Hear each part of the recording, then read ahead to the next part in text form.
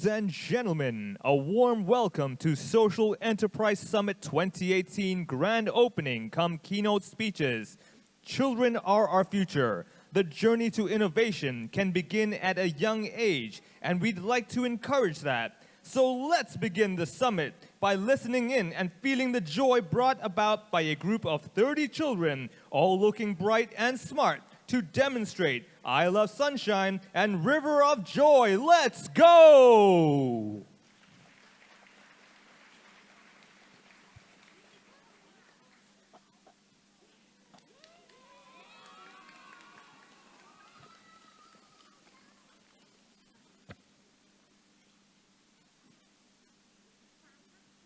Đại家好，我哋係香港基督教女青年會小海華幼兒學校嘅小朋友，今日我哋嚟表演，請大家細心地欣賞。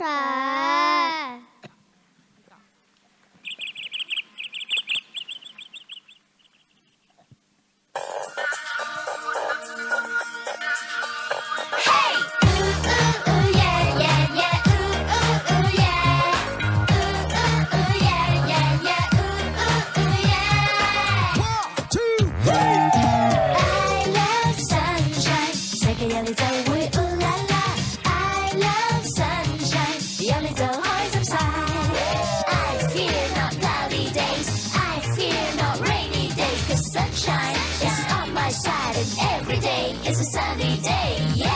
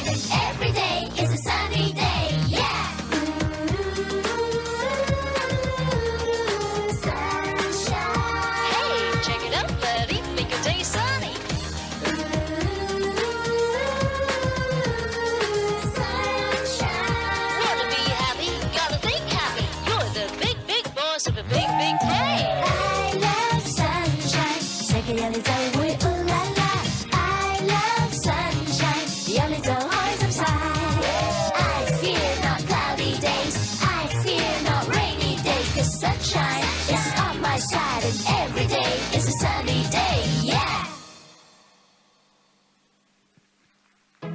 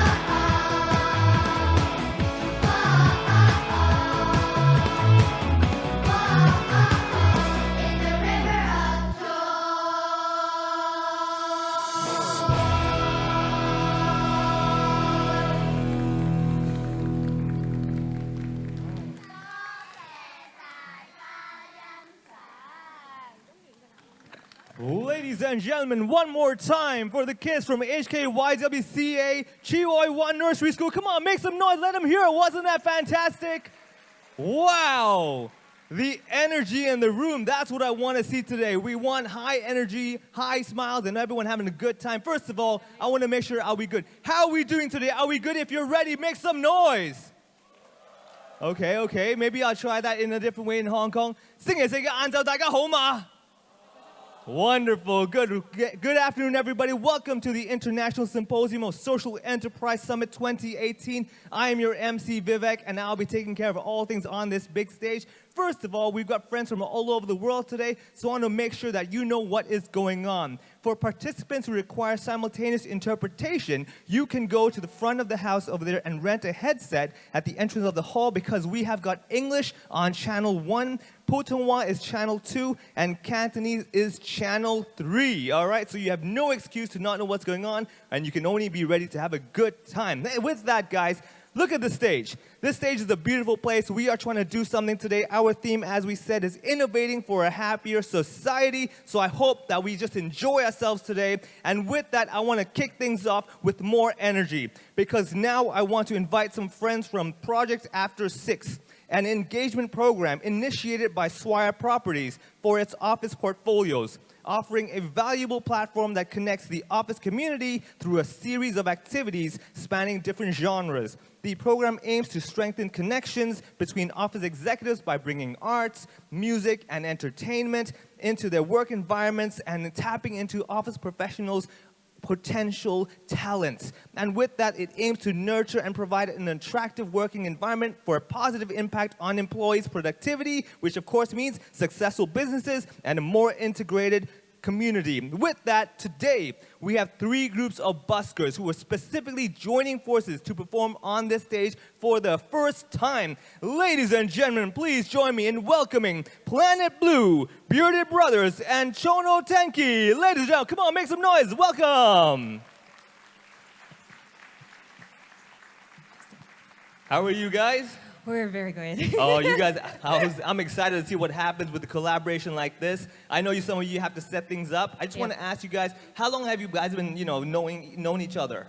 We actually just met like 2-3 times, but like we want to just, we actually just met 2-3 times. Yeah, 2-3 times, and music was the connection, right? Yeah, exactly. Yeah, but what brought you into this program? Why did you yourself want to start?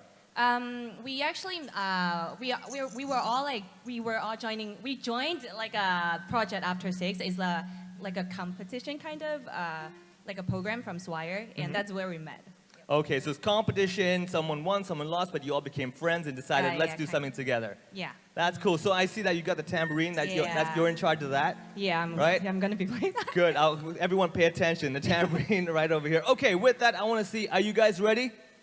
Ladies and gentlemen, are you guys ready? Let's go, guys. Take it away. The stage is yours. Enjoy.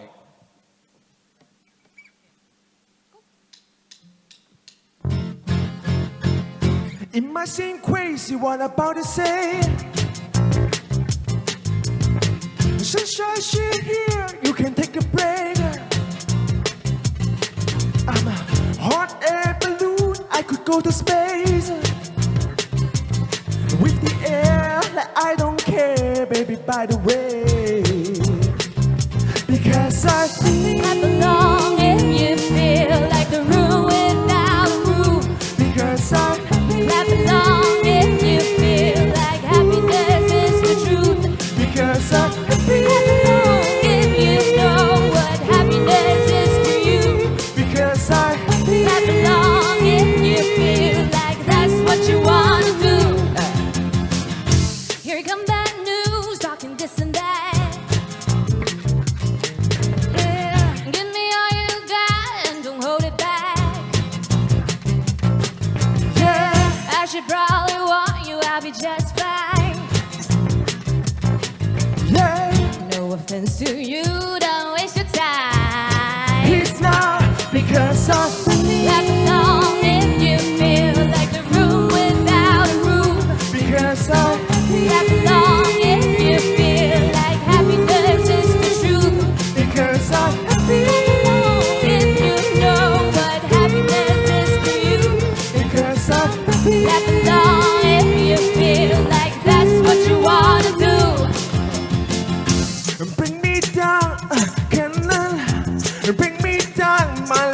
too high, bring me down.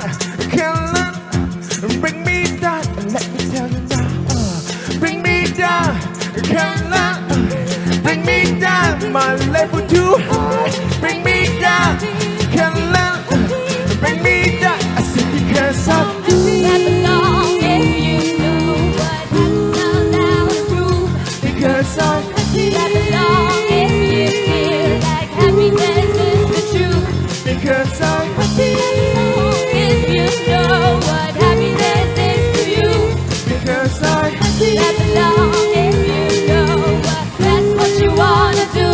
because I'm Clap along if you know what happiness is to you. because I'm Clap along if you know what happiness is to you. because I'm Clap along if you know what happiness is to you. because I'm Clap along if you know that's what you wanna do. yeah together. Bring me down, can nothing bring me down. My level's too high. Bring me down, can nothing bring me down. Bring me down, can nothing bring me down. My level's too high. Bring me down, can nothing bring me down. Because I'm Clap along if you know I'm without a roof. because I'm Clap along if you know what happiness is to you. because I'm Clap along if you know what happiness is to you. Hey, hey, hey. Clap along if you know that's what you wanna do. thank Thank you.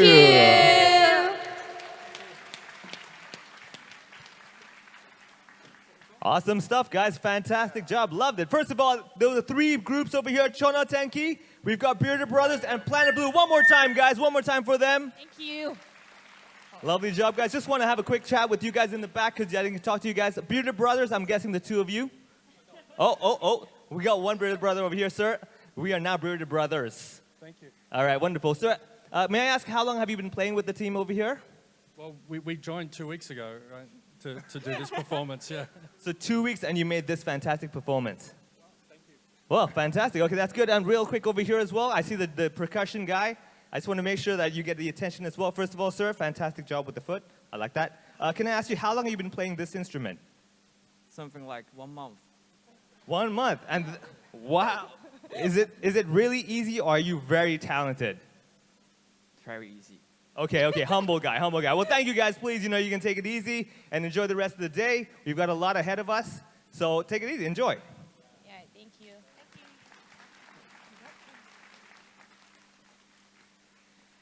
And with that, ladies and gentlemen, let's move on to the rest of the day because now I would like to invite Mrs. Rebecca Young, Chair of the Organizing Committee of Social Enterprise Summit, to come on stage to deliver the opening remarks to us. Mrs. Young, please, the stage is yours.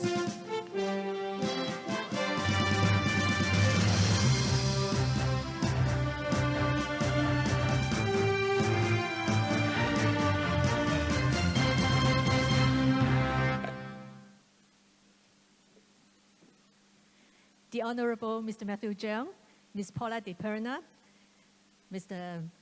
Mark Cheng, Dr. Alex Nicholls, ladies and gentlemen, a warm welcome to the Social Enterprise Summit 2018. I am tapping my feet and swaying my body when I was downstairs, so allow me to be a bit informal in my welcome speech.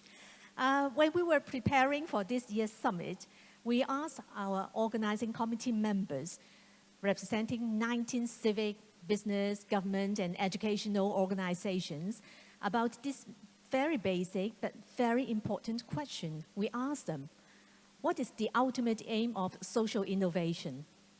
What is that drives social entrepreneurs, business leaders, policymakers, and educators to rack their brains about innovative solutions?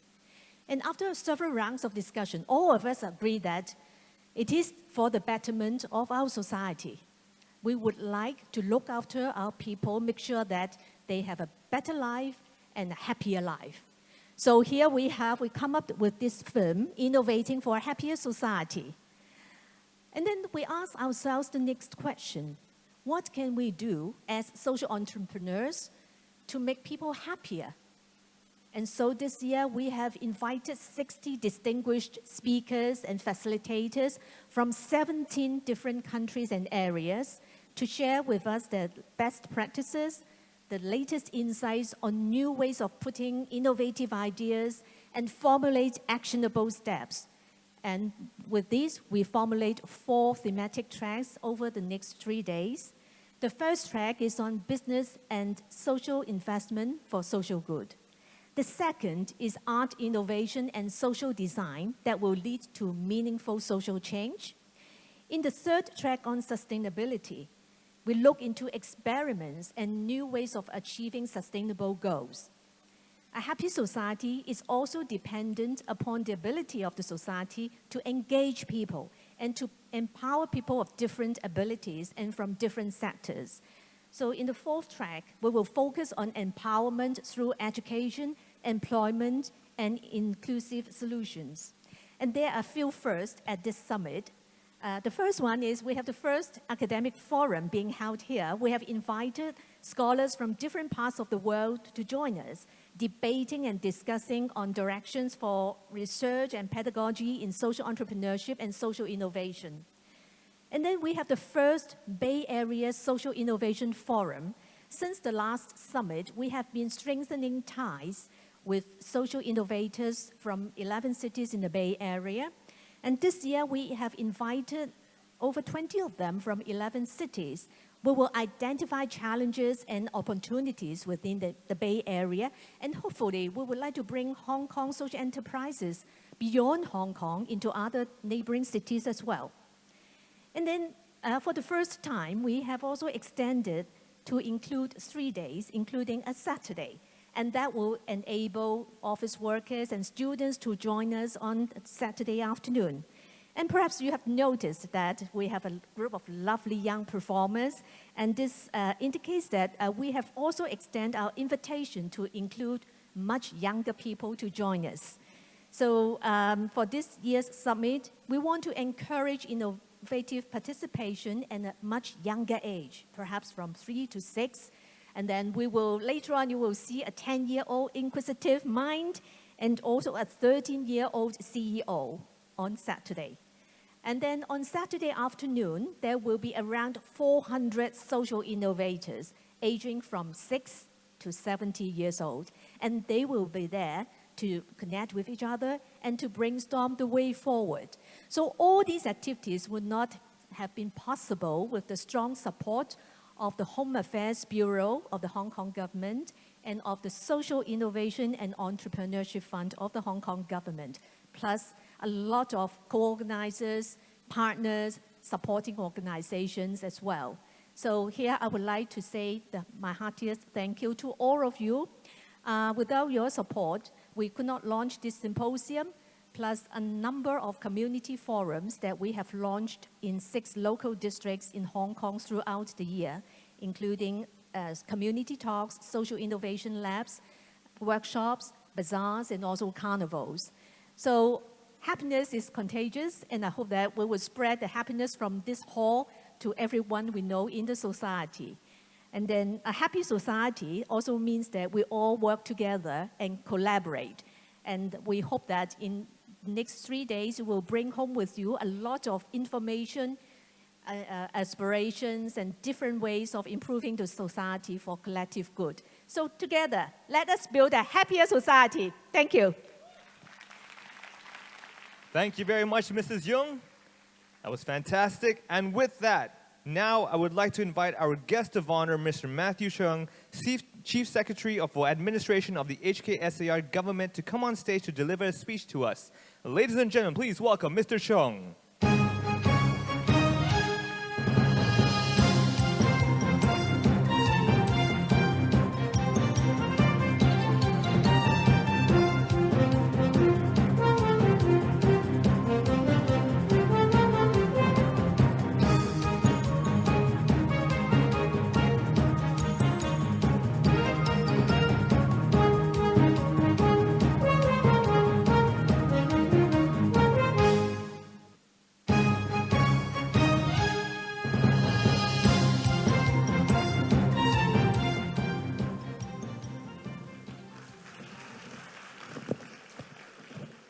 Mrs. Rebecca Young, Ms. Susan Chair, Ms. Paula DePina, Mr. Mark Cheng, Dr. Jane Lee, distinguished guests, ladies and gentlemen, a very good afternoon to you all. It is my great honor to join you all here this afternoon at the opening ceremony of the 11th Social Enterprise Summit this year. First and foremost, I would like to extend my warmest welcome to all guests and speakers from the mainland, of course, but overseas as well. The summit is a flagship event to demonstrate the cross-sectoral collaboration amongst social enterprises, amongst the NGOs, charities, businesses, investors, academics, and of course the government to promote social innovation and entrepreneurship. Since its inception back in the year 2008, the summit has become a highly acclaimed annual fixture, attracting thousands of participants every year from Hong Kong, mainland China, and of course the Asia-Pacific region. This year, over 3,000 participants from the region gather in Hong Kong to explore and discuss future directions and trends of social innovation and social entrepreneurship development under the theme of innovating for a happier society, which echoes very well with the aspiration of social innovation. Social innovation puts emphasis on addressing social issues through innovation, improving people's quality of life, and seeing the community growing happily together. It covers advancement in knowledge, products and services, including the application of existing business models, processes and methods in new ways to meet social needs. Social innovation is a proven track record in Hong Kong in addressing social issues, but also, of course, it applies internationally as well. And this has been gaining public attention and recognition these days. Initiated by individual social entrepreneurs, social innovation is often put into practice by cross-sector collaboration involving the corporates, NGOs, philanthropies, impact investors, academia, and the government. To foster social innovation in Hong Kong, the Hong Kong Special Administrative Region Government, or Hong Kong SL Government, launched the Social Innovation and Entrepreneurship Development Fund, in short SIE Fund, in the year 2013. The fund is now currently chaired by Dr. Jane Lee, sitting in the front, of course. The SIE Fund seeks to act as a catalyst for promoting social innovation in Hong Kong. By supporting cross-sector collaboration and capacity building, the SIE Fund aims to foster an ecosystem that enables social entrepreneurs to thrive, supports innovative ideas, products and services to help alleviate poverty and promote social inclusion, and of course enhancing the well-being and cohesion of the entire community. To date, the SIE Fund has allocated over 140 million Hong Kong dollars funding for about 160 projects, expecting to benefit over 100,000 persons and 1,000 households. Over 2,800 social entrepreneurs have been nurtured by the fund. This year, the fund is bringing to the summit a social innovation exhibition which showcases the latest accomplishments and the upcoming initiatives of the fund. Given the multitude of social issues in Hong Kong, the government sees the importance of fostering more extensive cross-sectoral collaboration to drive greater impact and achieve meaningful and sustainable solutions to complex social problems. While the SIE Fund works in close concert with relevant sectors to explore the new approaches to social innovation, I'm glad to say that the Social Enterprise Summit also brings together world-renowned leaders, social entrepreneurs, scholars, and practitioners to share with us the latest trends and developments in these areas. The development of social enterprises in Hong Kong has been most encouraging. They offer solutions and pioneering innovative projects to alleviate social problems through cross-sectoral collaboration. A shining example, in my mind, is the community housing movement launched by the Hong Kong Council of Social Service with the support of the government and the cross-sectoral collaboration amongst the Community Chest of Hong Kong, the SIE Fund, very kind-hearted landlords, NGOs, and social enterprise to provide short-term relief for individuals or families with proven need for transitional housing. The Hong Kong SAR government firmly believes that the continuous development of social enterprises will bring enormous social good to the long-term development of Hong Kong. Indeed, the Home Affairs Bureau of the Hong Kong SAR government has been the major sponsor of the Social Enterprise Summit since the year 2008. We also provide startup funds, improve support platforms to promote cross-sectoral collaboration and strengthen capacity building of social enterprises. We also review the leasing arrangements for government properties to facilitate NGOs and social enterprises to lease and use suitable government properties. The ISIE Fund will also bring to this year's summit a social innovation exhibition which showcases the latest accomplishments and the upcoming initiatives of the fund. While the government will continue to develop the social innovation ecosystem, nurturing innovative ventures and fostering social entrepreneurs, we need long-term commitment and active participation from all stakeholders, all sectors of society, to help social enterprises to thrive and shine. I'm pleased to note that the Social Enterprise Summit 2018 brings together relevant sectors and global experts from the United Kingdom, the United States, Australia, Thailand, Japan, South Korea, and Singapore to share their insights and experience and good practices, of course, in tackling bottlenecks and making breakthroughs in social entrepreneurship development with a view to empowering everyone to create a happier society. I look forward to listening to your views and wise counsel during the policy dialogue session. And of course, I'll also look forward to my session with Paula following the opening ceremony. I also wish the summit this year every success and all of you a most rewarding and fruitful discussion. For those visiting Hong Kong for the first time or coming here for this program, don't work too hard.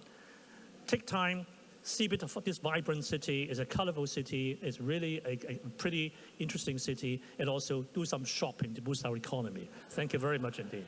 Thank you. Thank you very much, Mr. Cheung.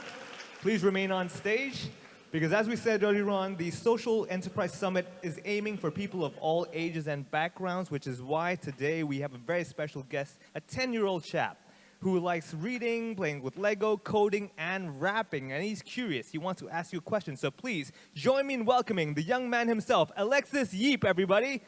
The man with the question.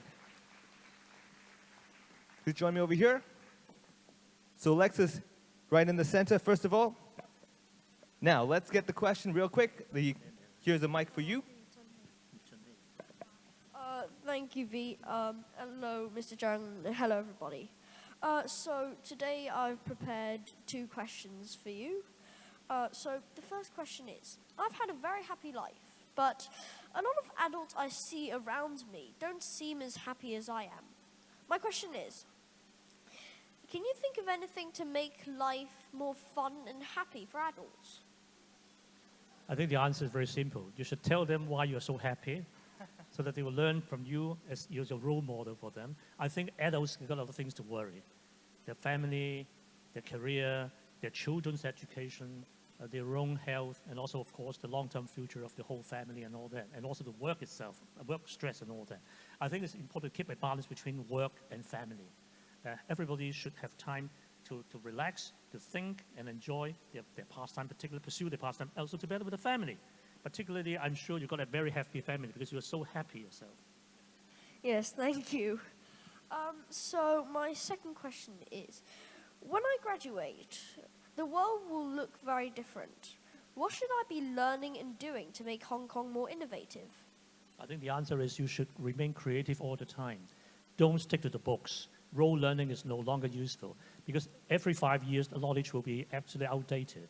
What you need is to keep lifelong learning, be creative, have an inquisitive mind, curiosity, and also the urge and the dynamism to move forward all the time, and also to prepare to scale the ladder of the knowledge or whatever, career, whatever.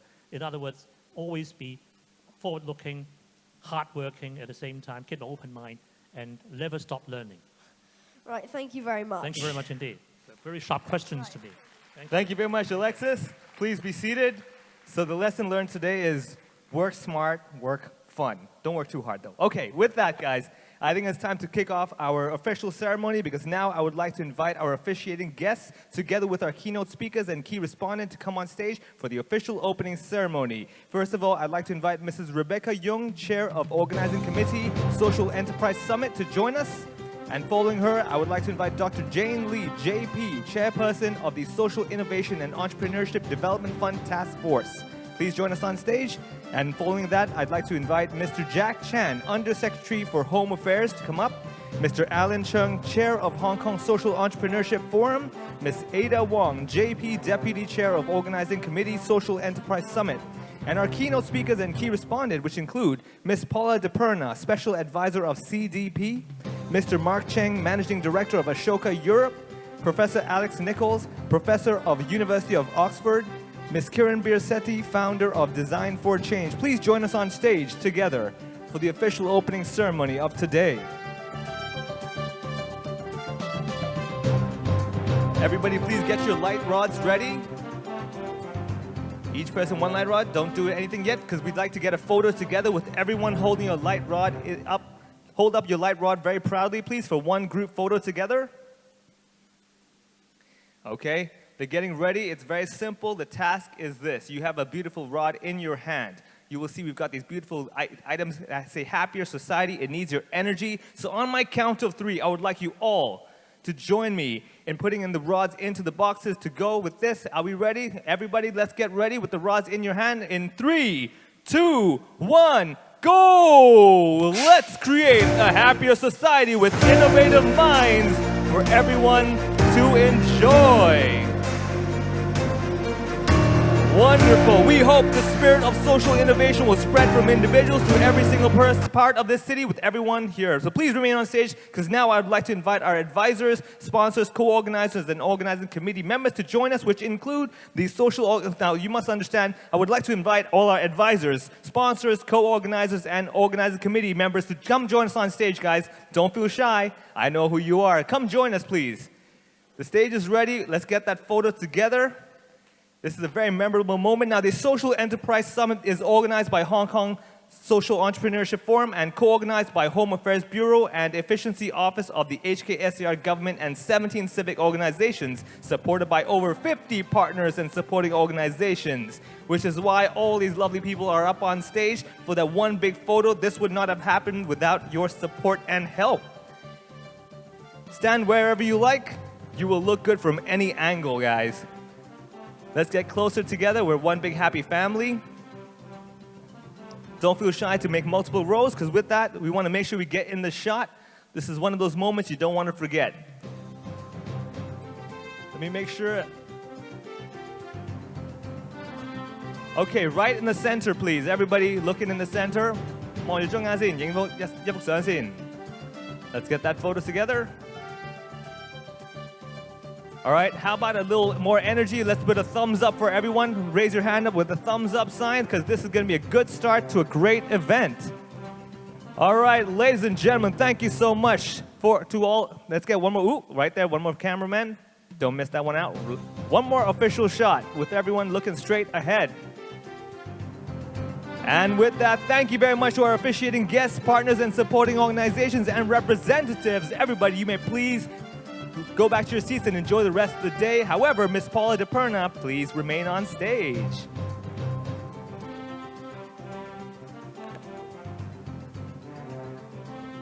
What a wonderful group. Thank you so much for your help, ideas, support, everything.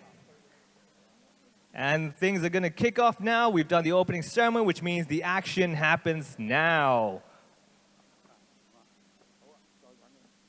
With that, ladies and gentlemen, I think it's time the podium is getting set up, which means the action begins on stage. And with that, I'd like to, of course, invite our keynote speaker, Ms. Paula DePerna, the Special Advisor of CDP, formerly known as the Carbon Disclosure Project.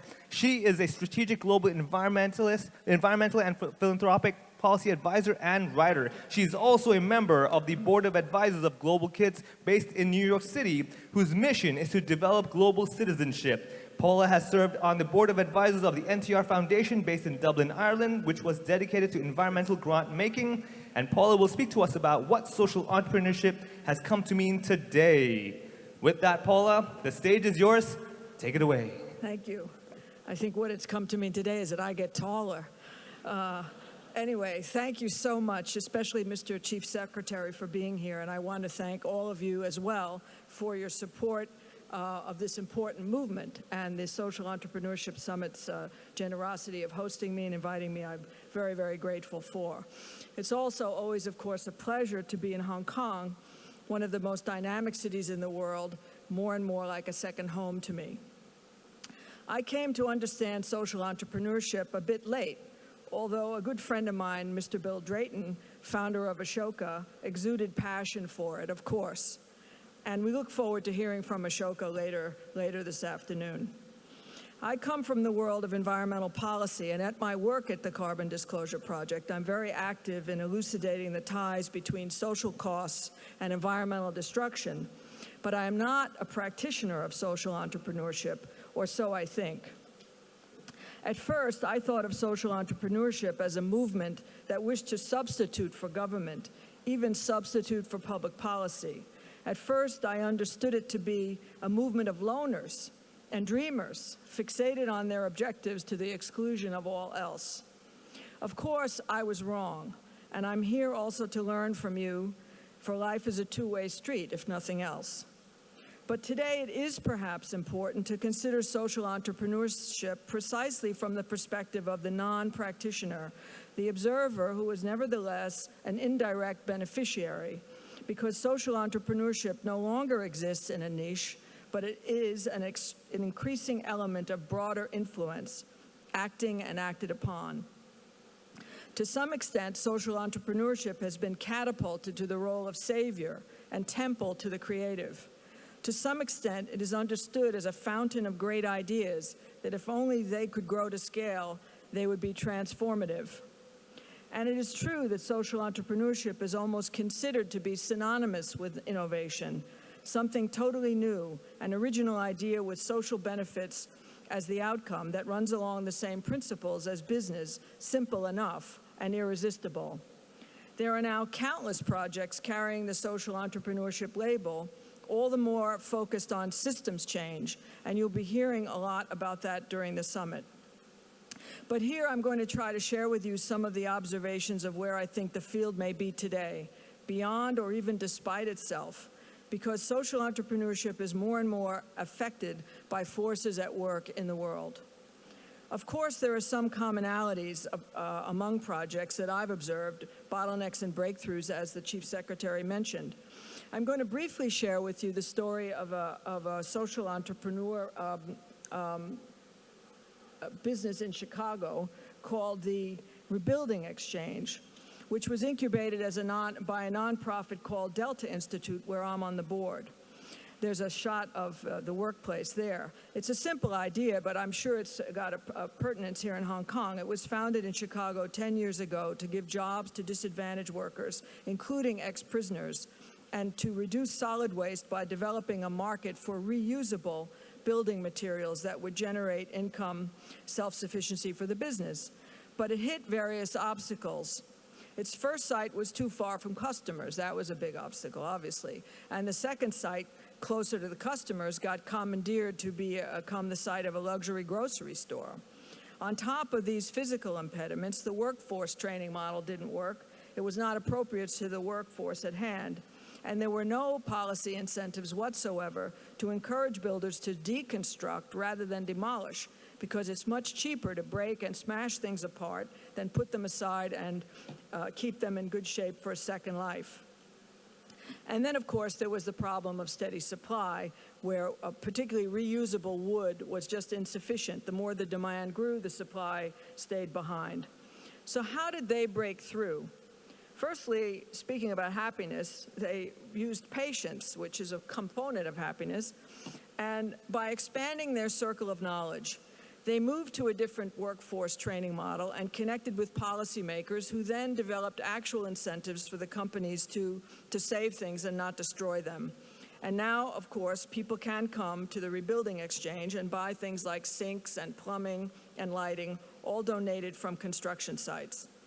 The organization has grown from 5 to 12 staff and has more than $1 million in revenue. And I could have mentioned many, many other social businesses. There are just thousands, as we all know, including so many here in Hong Kong. But no matter the idea, there are also common bottlenecks. Funding, of course, is one. And to those who are involved with banking or in donors, and certainly those who are looking for startup capital, obviously planning is quite important to that first step. But the word startup has gotten a little bit too sexy, I think.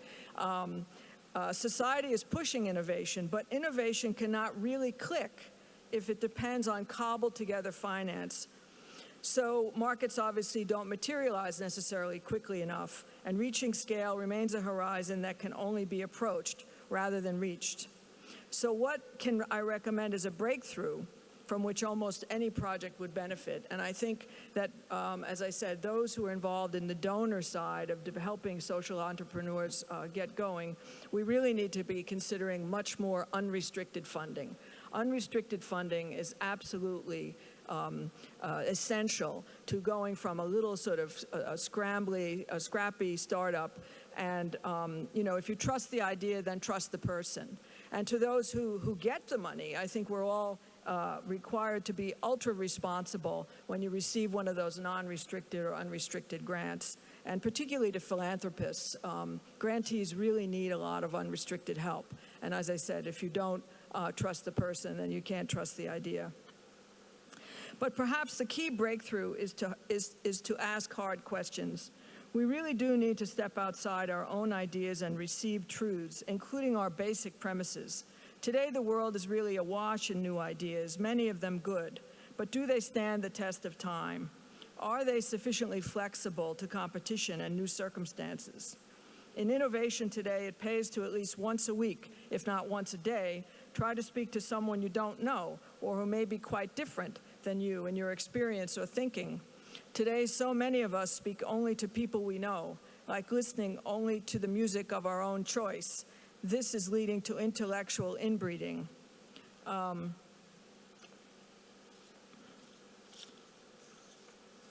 Another trend that may be getting out of hand is the notion that the sharing economy will be, by definition, a social and environmental good.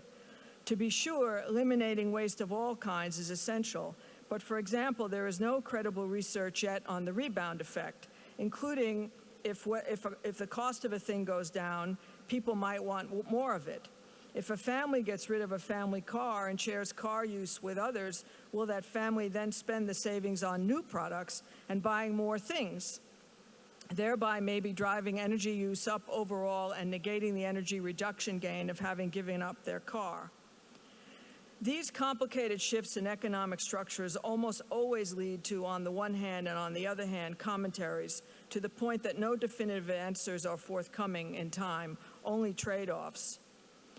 One of the key questions I like to ask is, what is the value of disruption? Is it a value in itself?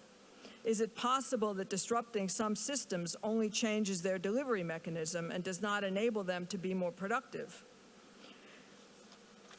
We also, of course, all know that gross domestic product has been challenged for decades as inadequate in that it does not translate or capture advances in social well-being or put social progress on a macroeconomic footing with economic growth. Of course, the B Corp trend is transformational in that regard, creating matrices of acceptable business accounting that does translate social benefits to the bottom line. But perhaps time has come for social entrepreneurship to press more coherently and as a field more directly for a new system of official national accounts that more properly reflects our contemporary ideas of social and environmental value. We must, in short, assert social value up into the larger economic ecosystem. Because if social entrepreneurs put social value in their bottom line, then the erosion of social value by broader and more overpowering cultural and economic tendencies needs to be more fervently resisted. And this complex network of challenges all do tie back to that perhaps most elusive and significant external value, happiness, a basic theme of the conference. What is happiness today, in fact? To me, happiness is a state of being without regret, to feel that one has done the best one could without one's time, to do the best one could with one's time, one's money, and one's emotions, to eliminate negative karma, to do, not redo or undo. To me, happiness is a sense of living one's life both with autonomy and connection. To me, that is the innovation, to be able to live both with a sense of community on the one hand and that exciting and stimulating freedom of solitude on the other. KK Say once asked me, you know, what was the thing that I would most like to eliminate? And I know we're running a bit late, so I'm going to move quickly through this. But one of the things that I think we have way too much of is process. And social entrepreneurs are a bit vulnerable to this problem because of the need for, whoops, let's talk about saving time. You know, the way the world is sort of set up now, we have a lot of process that comes down to quite little action. And we're spending a lot of time building processes, but somehow it filters down and pushes away the action so that the action is really very unrelated to the process. And I think the goal is really to flip those pyramids so that we have much less process at the top pushing much more action. And I actually have a prop, which I will now produce, because as you can see, you can only hold the pyramid this way. A pyramid that's resting like this is just not gonna make it. So if you want to really build something, you've got to have a lot of action on the bottom. And I would just say from a social entrepreneur's perspective that collaboration has a lot of value, and it's of course the essence of progress. However, we're a bit overly collaborative today, I think, and one has to be careful about having too many collaborators who need constant updating and constant schmoozing with, as we say in New York, which means talking too much.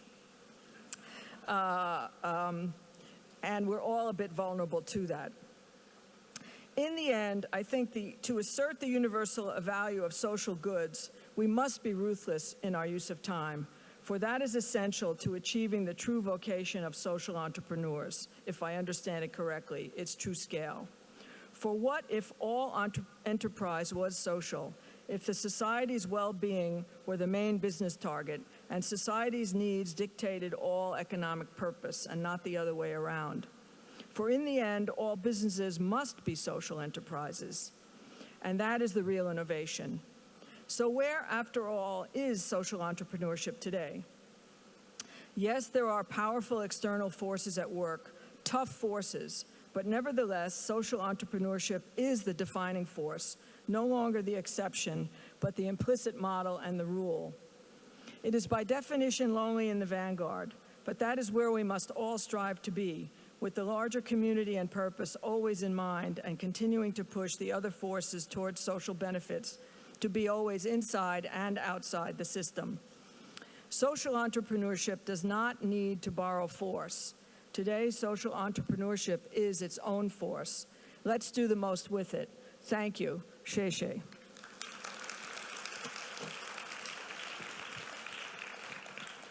Thank you very much, Paula, for the insight. Now, normally we say, please be seated, but in this case, Paula, don't go just yet. We've taken care of the seating part because normally the seats are down there, but we're not letting you go just yet. We're actually going to take your seat, move it up to the stage here. To stay up here, actually. Yeah, you're up here. Exactly, right? You're always taller than for everyone. Cool. So with that, please take a seat first. We're going to add a chair over here. And I'd like to also invite Mr. Leung Cheung, Executive Director of Charities and Community of the Hong Kong Jockey Club, to join us on stage for a dialogue with Ms. Paula DePerna, who just spoke to us. Take it away, guys. The time is yours. Thank you, Paula. As you see in the program, originally we have CS Chief Secretary Matthew Cheung here to do the dialogue, but we're kind of running a little bit late. And as you see, the little kid just now, I think he did a better moderation job. So So they took me out of this job of asking CS the questions. But thank you very much, Matthew, for being here with us. Thank you.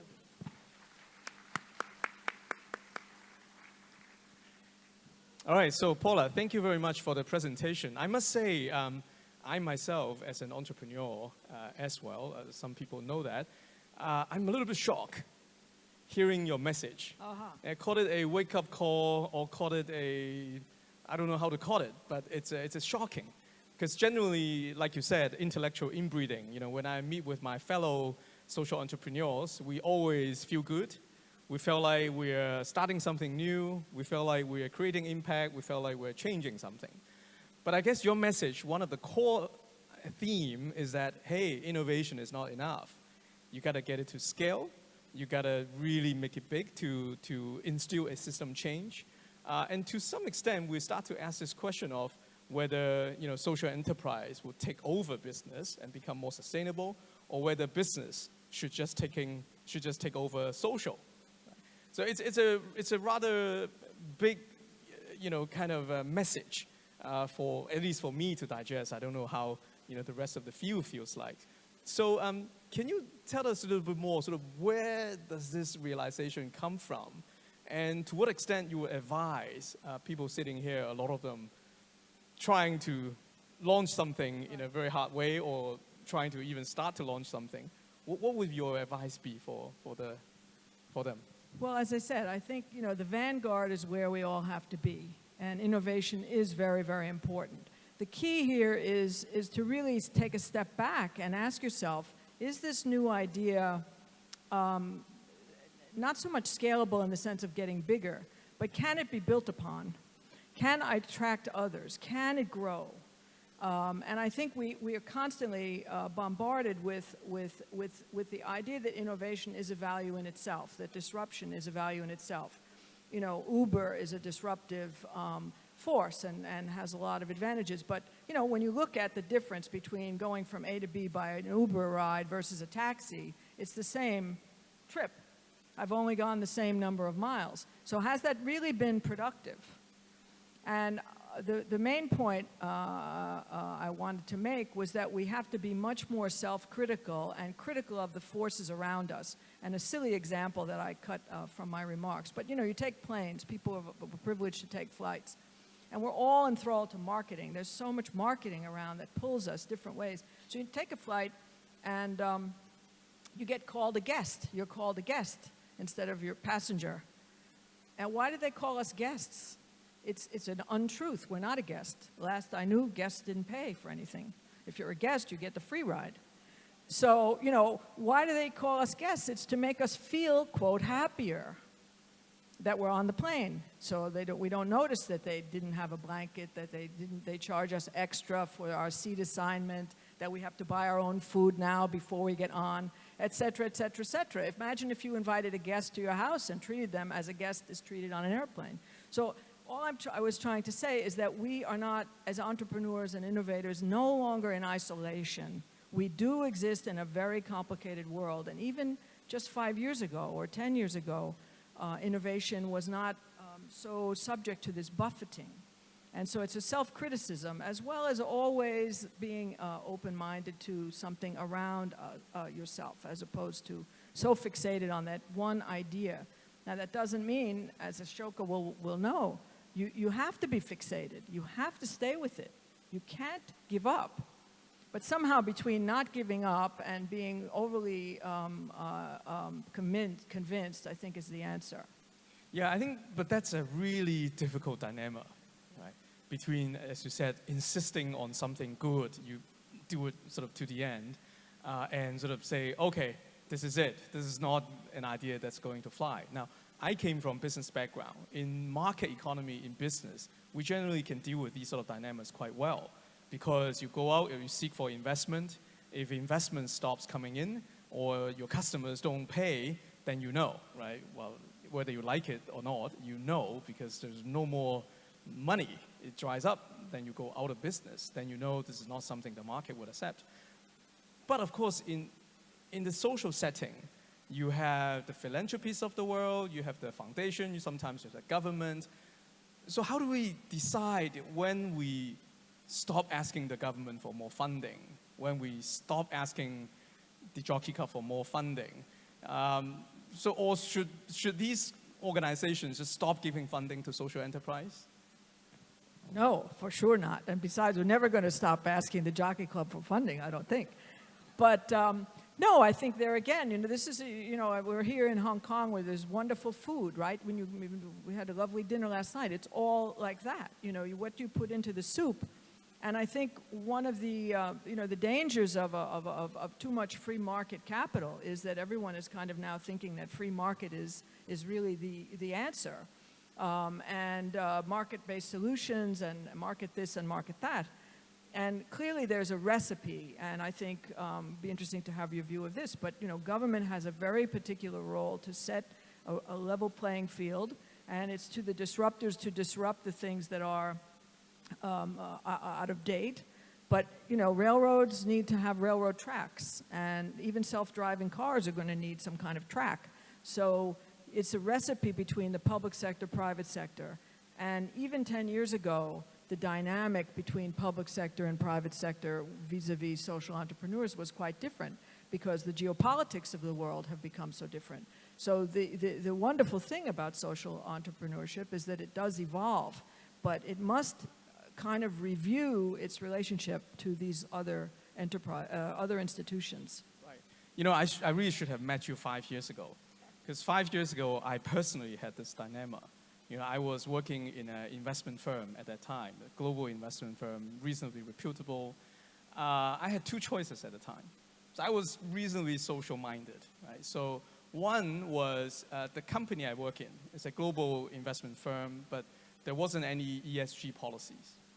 So I was lobbying my head office in Boston to say, hey, we should really have something like that. You're moving billions of US dollars. We should have something like that so that money can be channeled into more sustainable investment. The second choice I had was to say I quit the investment job. I go and start up my own social enterprise. Well, I went ahead and quit the job and started my own social enterprise. But if this were 5 years ago, this was me, what would you advise? That's a good question. I think myself, not being on the stage, I probably would have kept the job. But being on the stage, I can afford to say, good that you jumped out of the job. I think, again, back to happiness and Rebecca's wonderful opening remarks. What makes you happy? What makes you happy is what drives you, why you get up in the morning. And you needed to quit that job and take on that challenge. And that juice and passion, you never can let that go. And it may be failure. In Asia, failure is a part of creativity.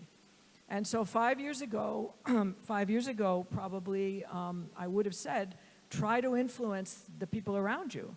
Maybe now it would be easier to influence them because that's another choice. If you stay within the system, obviously you might have more impact and influence more people. But back to the thing about process, to influence the system now, you require what our wonderful colleague KK was talking about, new power. You need to get people to think like you, to want to be you, to want to embrace your idea, to participate.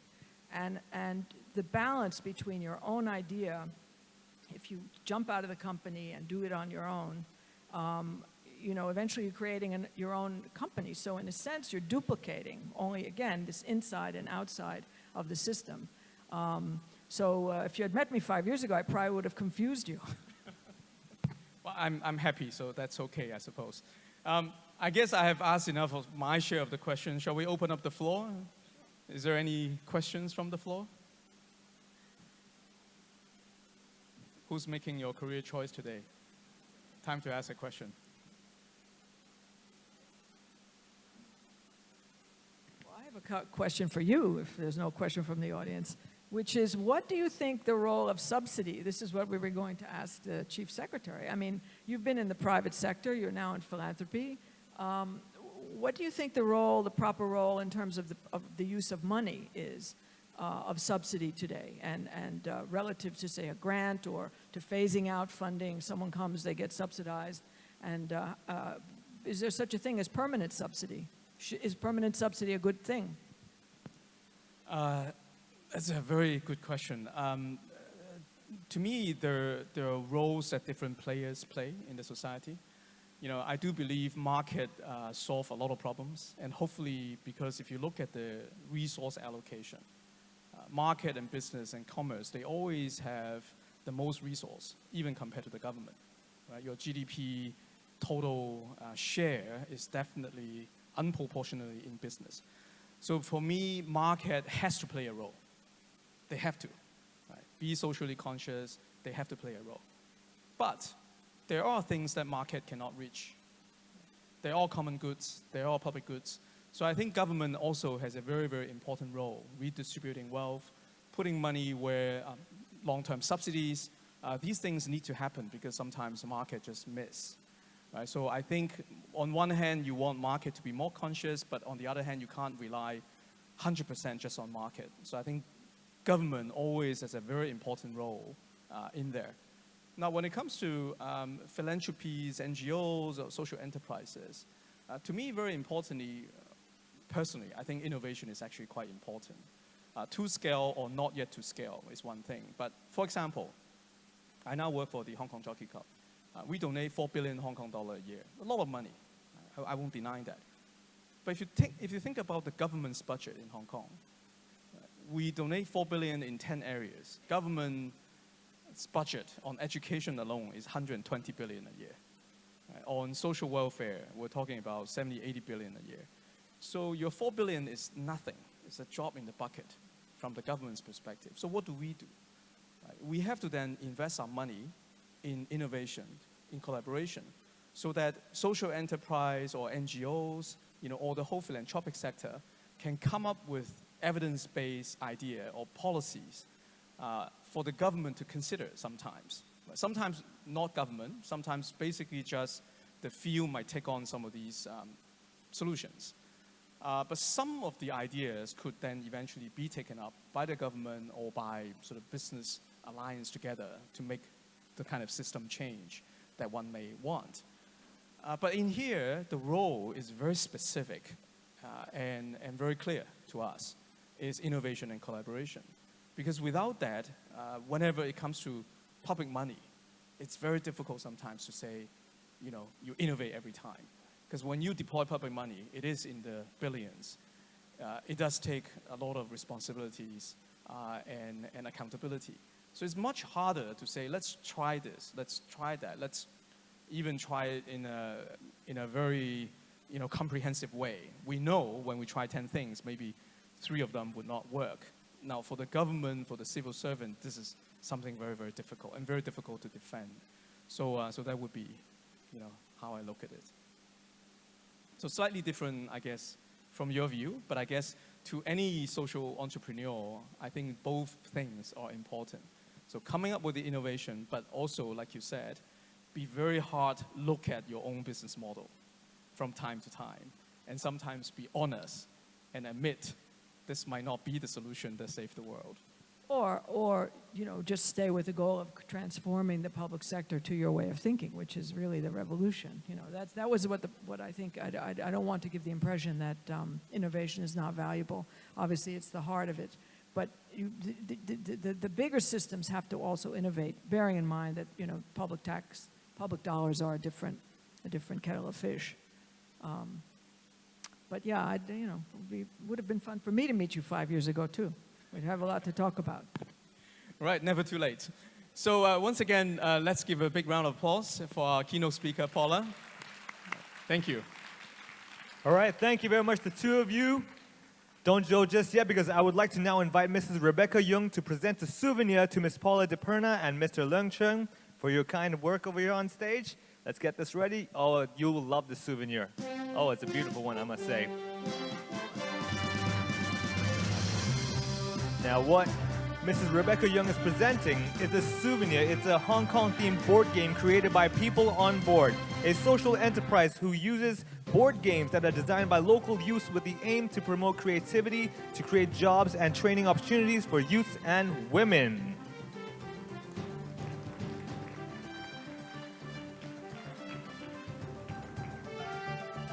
Thank you very much, Paula. Wonderful speech. We learned a lot as well. And of course, Mr. Leung Chung, for helping us with the dialogue.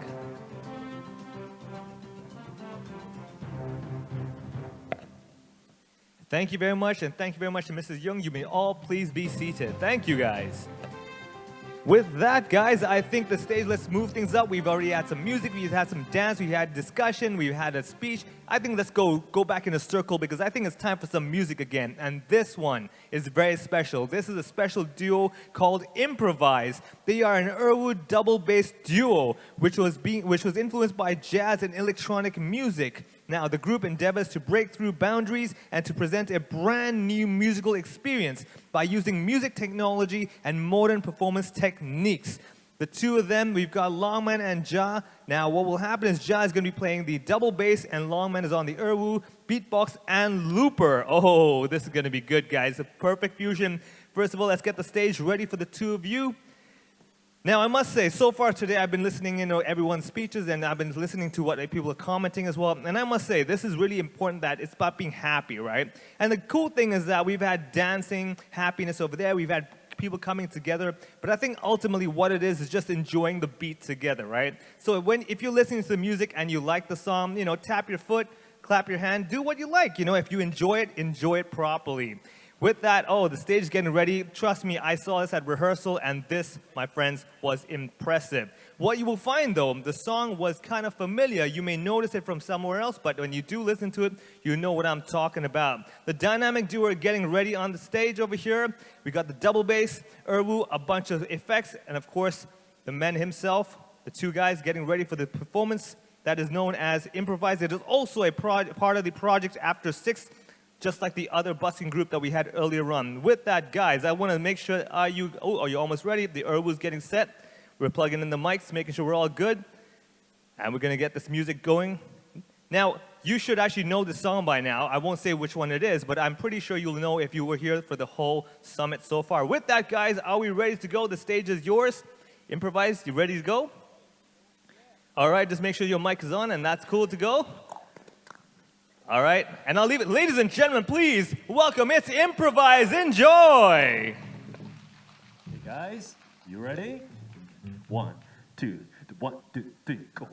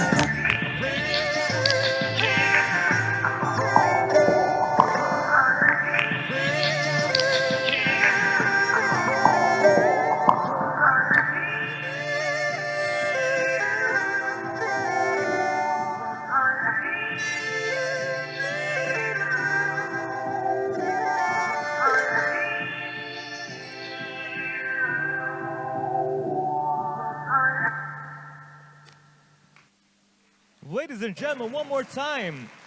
Improvise, also part of the Project After 6 program right over here. It's Lama and Anja on double bass, Andy Erwu. One more time, guys. Come on, wasn't that fantastic? Innovation right there, making us all enjoy the song Happy that we all heard earlier on, but now from a different take, different style. And with that, we move on to our next keynote speaker, Mr. Mark Cheng, Managing Director of Ashoka Europe, on the topic, Everyone is a Changemaker, how empowering everyone can create a happier society. Oh, you're ready to go, aren't you? Because Mark Cheng is the European Managing Director of Ashoka, the global network of the world's leading social entrepreneurs. Mark himself is an experienced social investor who has helped raise capital for more than 60 social enterprises over the past decade. He is the author of the Social Investment Toolkit, a guide for social entrepreneurs on how to raise finance. Now, after the keynote speech, though, there will be an interactive Q&A session with information shown on the screen. If you wish to pose questions to our speakers, you can submit it through the online system. And with that, let's take your time. The time is yours, Mr. Mark Cheng. Enjoy. Take it away. Okay, thank you so much. What an incredible performance that was. What a hard act to follow. But I really feel certainly much more energized and happier coming up here on stage. So thank you so much for that. Dear Honourable Secretary, Mrs. Rebecca Young, distinguished guests and members of the Organising Committee, it's really a great honour and a pleasure to be here addressing you today. Thank you so much for inviting me to come and give this keynote speech on behalf of Ashoka, the global network of social entrepreneurs around the world. I'm particularly thrilled that the topic of this year's summit is innovating for a happier society. You know, at a time when social entrepreneurship is really flourishing around the world and becoming much more mainstream. It's really a great moment to remind ourselves once again about the original goal of why we're all here and what we're trying to achieve, which is, of course, to create a more happy and flourishing society. And this is certainly our goal, too. So my organization, Ashoka, was launched 40 years ago to find and support the world's best innovators, people who were striving to create a happier society. Now, at that time, we had no word to describe these kinds of people. So we had to create a phrase, and we coined the phrase social entrepreneur. In other words, an entrepreneurial citizen who is innovating for the public good.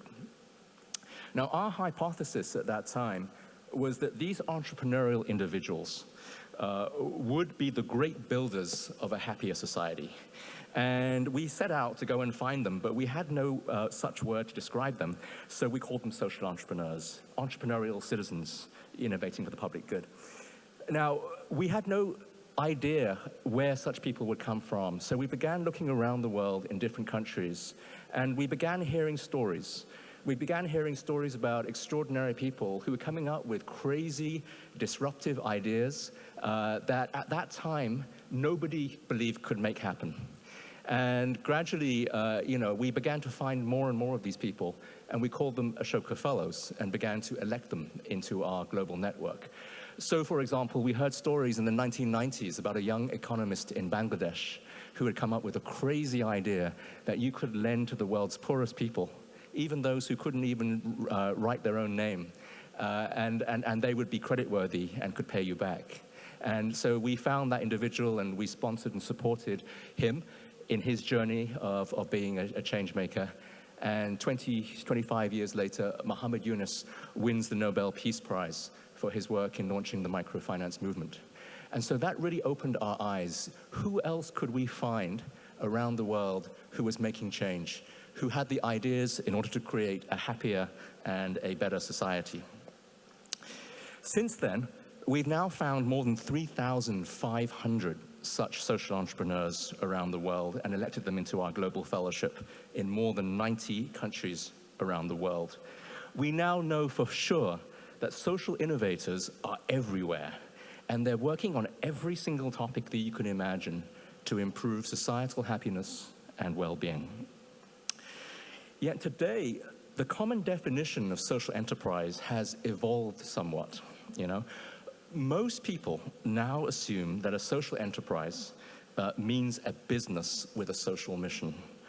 And while this is certainly true and a very significant portion of what social enterprise is, it does limit the scope of social enterprise to only that innovation which can be delivered commercially or through selling products and services.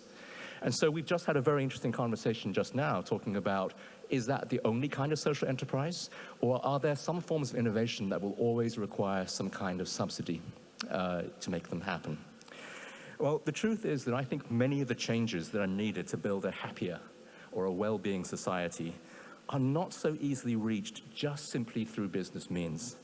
We need to have the complete arsenal of tools in our toolkit in order to be able to address these issues and create a happier society.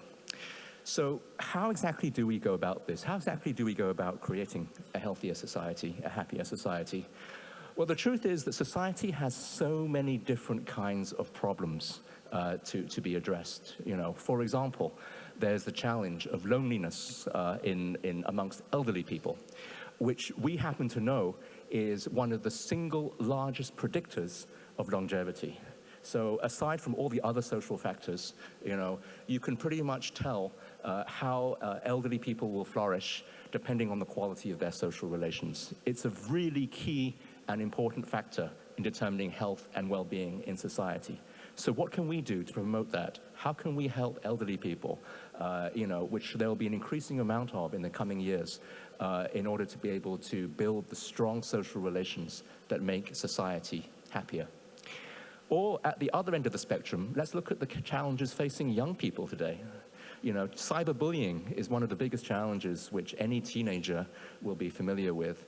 And what we're seeing is skyrocketing levels of mental health challenges, rates of depression, rates of self-harm amongst young people who now have to cope with these new modern threats such as cyberbullying or addiction to social media and to smartphones, and to all the new challenges which a young person never had to face 15 or 20 years ago. And then there are all the health challenges that we have to face, such as the obesity epidemic, you know. So increasingly, you know, as our food becomes richer and richer, as diets change, and we have more salt and sugar and fat in our diet, again, we're seeing skyrocketing levels of obesity amongst young people, amongst people of all ages. So these are so many different challenges that we're now seeing that prevent us from being a happier society. How are we going to solve that? How are we going to find the people and the innovators who are going to make the difference? At Ashoka, over the last 40 years, one of the things we've noticed is that many of the social entrepreneurs that we've worked with who were finding and solving the solutions for these problems had a very different kind of mindset from traditional business or traditional government, and they certainly weren't just about creating commercial businesses and services.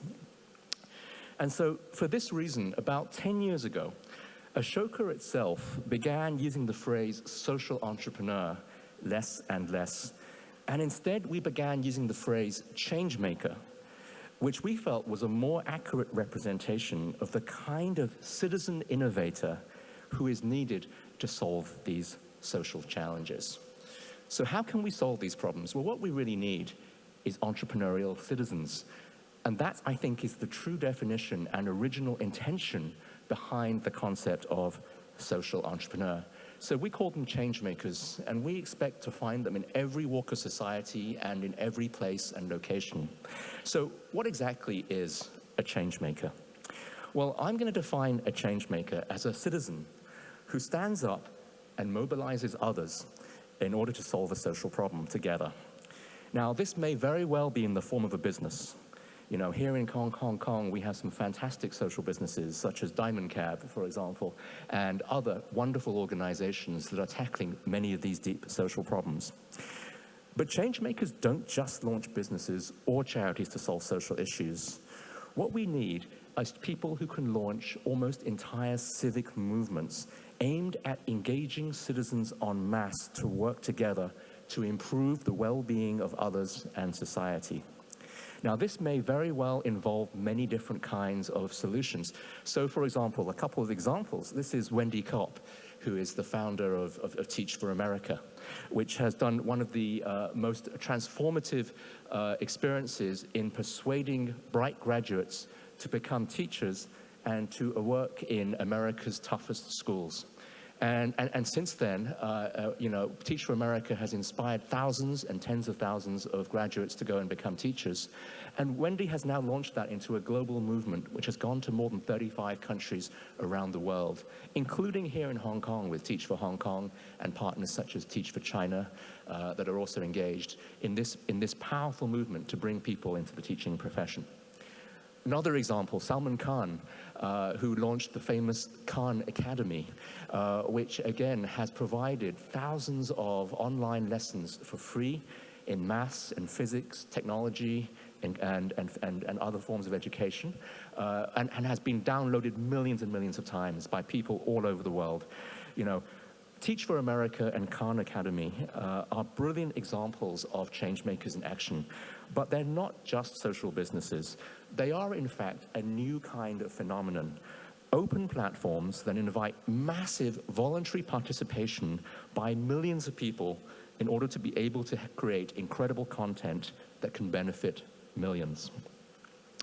So, in order to share the story of how movements, changemaker movements like this begin, I'd like to share with you two stories that come from Europe, where I'm based, and where I have the privilege of working with about 600 Ashoka Fellow organizations across Europe. Before I do, I love this quotation by Bill Drayton, who is the founder of Ashoka. And, when explaining, why it is that we need in everyone a changemaker society, why it is that we need this idea of changemakers, not just social entrepreneurs, Bill responded, because if everyone is a changemaker, then there's no way that the problems can outrun the solutions. There's no way that the problems can outrun the solutions. In other words, in a world where problems come at us ever faster and faster, and the rate of change seems to be accelerating ever more quickly, it won't be enough for us to launch more and more businesses. It won't even be enough for us to launch more and more successful NGOs. To create a resilient, robust society, everyone must feel empowered to be able to stand up for themselves and to be able to solve social problems. So let me share with you just two examples of individuals who've inspired me personally and have gone on to done this in a brilliant way. So this young man from Scandinavia, from Sweden, is Johan Wendt. And he is the founder of Mathcentrum, or Math Center, as it's known in English, which is the largest network of volunteer math teachers in the country. And they provide every year thousands and thousands of free maths coaching lessons to almost 20% of the teenage population in Sweden today. Johan's story of how he started as a social entrepreneur is absolutely typical of the kind of social entrepreneur that at Ashoka we've been lucky enough to find around the world. And it begins extremely humbly. So 12 years ago, Johan was studying maths as an undergraduate in Stockholm. And one day, there was a knock on his door, and it was his neighbor, his 14-year-old neighbor, neighbor's daughter. She had heard that he was a maths graduate and was desperately needing help herself in order with her homework as she was failing at school. But her family had no money to pay for any extra tuition. And so Johan kindly agreed to offer her a free lesson. And he discovered that not only was she a great student, but that he actually passionately enjoyed this experience of helping somebody else for free. And so he invited her back the following week for a further coaching session, and she came back next week, but this time with 3 other classmates. Soon, Johan found himself regularly teaching maths for free to a small group of children who needed help. He saw there was a desperate need for help for this kind of free education, as a lack of equal access to maths in particular is one of the great sources of social inequality. So soon, not only did he get a wonderful experience doing this, but he began to invite all of his friends who were also good at maths to begin teaching out of school classes, in these, for free to these impoverished young children. And soon he launched the idea of a volunteer maths club network where young volunteers could teach maths for free, and so Mathcentrum was born. And very soon these maths clubs began to spread all across Stockholm, and soon the concept went viral. So within a decade, Mathcentrum had grown to be one of the largest volunteer networks of its kind in Scandinavia. In its first 5 years alone, more than 1 million children benefited from the maths lessons. 70,000 students are now enrolled each month. And soon they expanded online and launched their own free maths tools, which is now annually used by more than 150,000 students every single year. It'd be no exaggeration to say that Mathcentrum and the model which Johan pioneered has changed the nature of education in Sweden, providing millions of hours of free coaching to children aged 9 to 19 who otherwise wouldn't be able to afford it, and thereby reducing inequality. One more example, and this is Johan the day after we found him and elected him as an Ashoka Fellow for his achievements. So one other example, similar story. This is Paul Sidden Hewitt, who is the founder of Park Run in the UK. 14 years ago, Paul was an enthusiastic amateur runner, and he agreed to organize a free 5-kilometer run for some of his friends in his local park. It was a very low-key and simple affair. No one asked the park for permission, and only 13 people turned up for the first run. And yet the events proved so popular that the next week they decided to go again. And then thereafter, every month, they began to organize free, fun runs for their friends and family. Soon, many other friends began hearing about it and wanted to join. And they soon began organizing regular meetups, such that on a purely voluntary basis. Now, as word of mouth spread, these movements started to grow more and more, and soon there were park runs springing up all over the country. Soon it had gone viral. And again, very similar to the Mathcentrum story, they were soon organizing thousands of park runs all across the country. Earlier this year, Park Run celebrated its 5 millionth person who had participated in one of the runs. Now, close to 250,000 people are doing runs every single weekend, and the idea has been copied in more than 20 countries around the world, including in Russia, in Malaysia, and as far away as Swaziland. And the ambition is that they will soon reach 1 million. So think how many people have benefited from this incredible movement that began with just Paul and his friends in a small park 14 years ago. So I could continue with many more stories like this and tell you the stories of thousands of brilliant change makers who are doing this. But what I want to do is share with you 3 insights into how these movements begin. The first is, one of the things that we've seen at Ashoka is that change makers like Paul and like Johan can come from any and every background. They can be rich, they can be poor, they can have great education, and they can have no education at all. It really doesn't seem to matter the background of change makers and where they arise. What matters is, that they have a good idea and a willingness to start. Secondly, the ideas always start very modestly, and then they scale up virally and grow prolific. Mathcentrum just started in Johan's kitchen, with a small maths club of just 3 children. Park Run was begun by Paul, and with a few friends meeting in a cafe Nero. So it's extraordinary how these ideas can be launched, but they seem to have some kind of magic that enables millions and millions of people to then copy them and follow on. And that really is the key to the third and final insight, which I want to share, which is that change makers recruit and empower others to be change makers. And that's really the secret to these social innovations, how they scale up. What they're actually doing is they're creating large-scale, self-organizing movements that enable massive participation by millions of people. If you can do that, then you can create a change-maker movement that can truly change the world. And so I want to conclude with perhaps just 3 questions that I would like to put out there to this audience to explore in the course of the next three days. The first is, to succeed, how can we encourage many more people to become change makers like Paul and Johan? What is it that we can do as a group, as an ecosystem, to enable such people to stand up and to begin these extraordinary ideas? The second question is, how can we help them support them to succeed?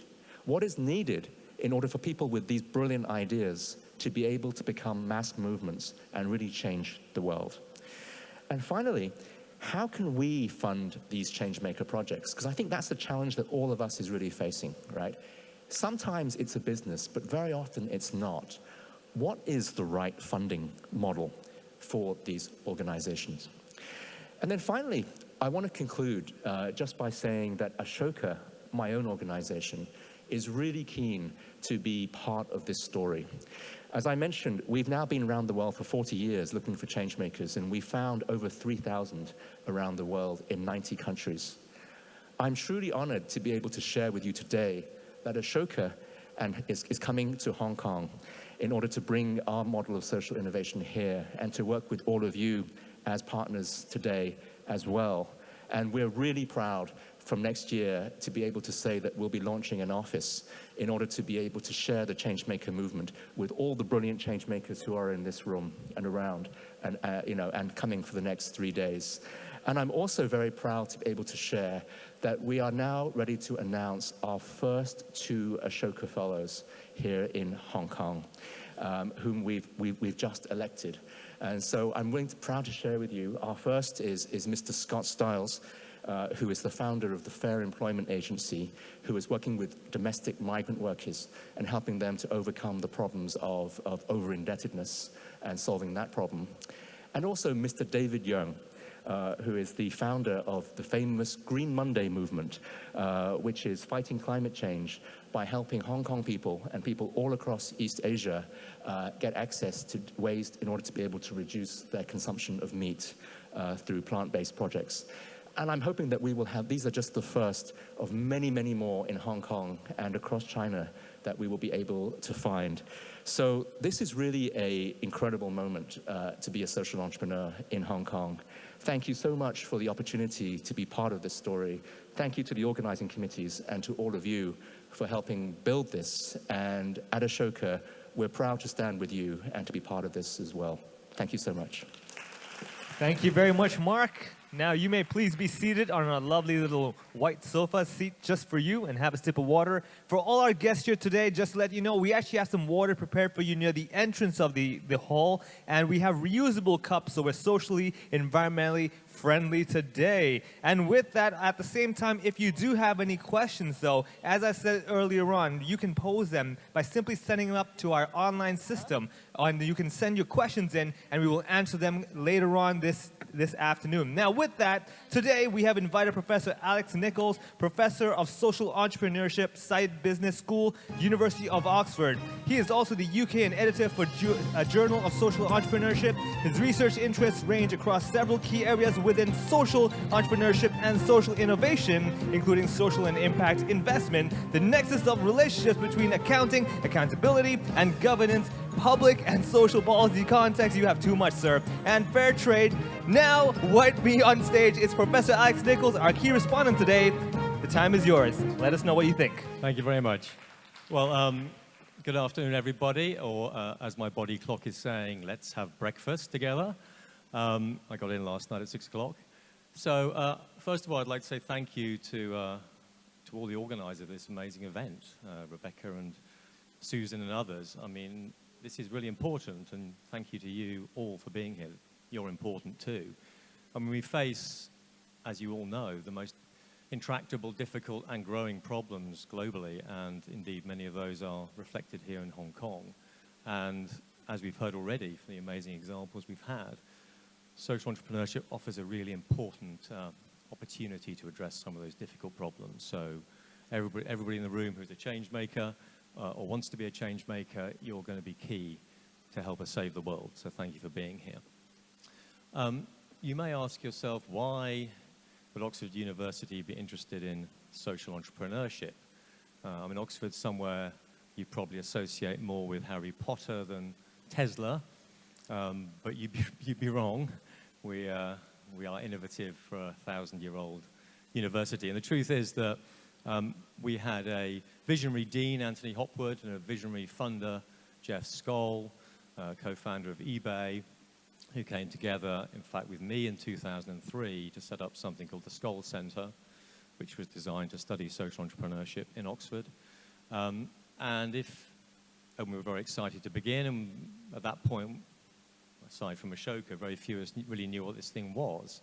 But we could see the value of it, we hope, going forward. Although I have to say that back in the early days, I once went to give a talk at another department in Oxford, the Department for International Development.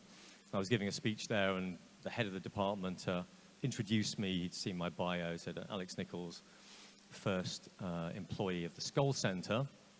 And then he paused and said, of course, there was a first person on the Titanic too, which I took to be the kind of corrective I probably needed if I thought I was too important at that point. But we have developed teaching and research in social entrepreneurship over 15 years now. And I should say that Bill Drayton and the Ashoka family were really helpful in getting us started and continue to be great friends and supporters of us in Oxford. But really, it was unclear 15 years ago exactly where this field would go and what its impacts would be. And a lot of this was hope, I think, in our minds. But what I can say to you now, 15 years on, is this is a thing that's not going to go away. Social entrepreneurship and social innovation is now institutionalized in finance, in public policy, in business schools like my own.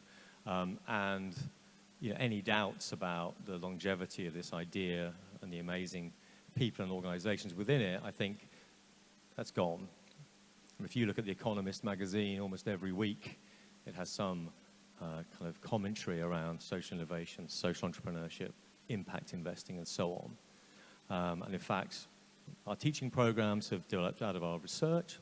We, in fact, have at least two of our students in the room, Anki and Tracy. I won't ask them to stand up, but one of the most pleasurable things about the work we do is to help move incredible people along the path to be social entrepreneurs through the teaching we do. And I can also say that in the 15 years that we've been working on this, there's a lot of research has now developed. So those of you who work in universities or with universities can be confident, I think, that this is a field that now has a research base that's credible and serious. So I'm very optimistic from that point of view.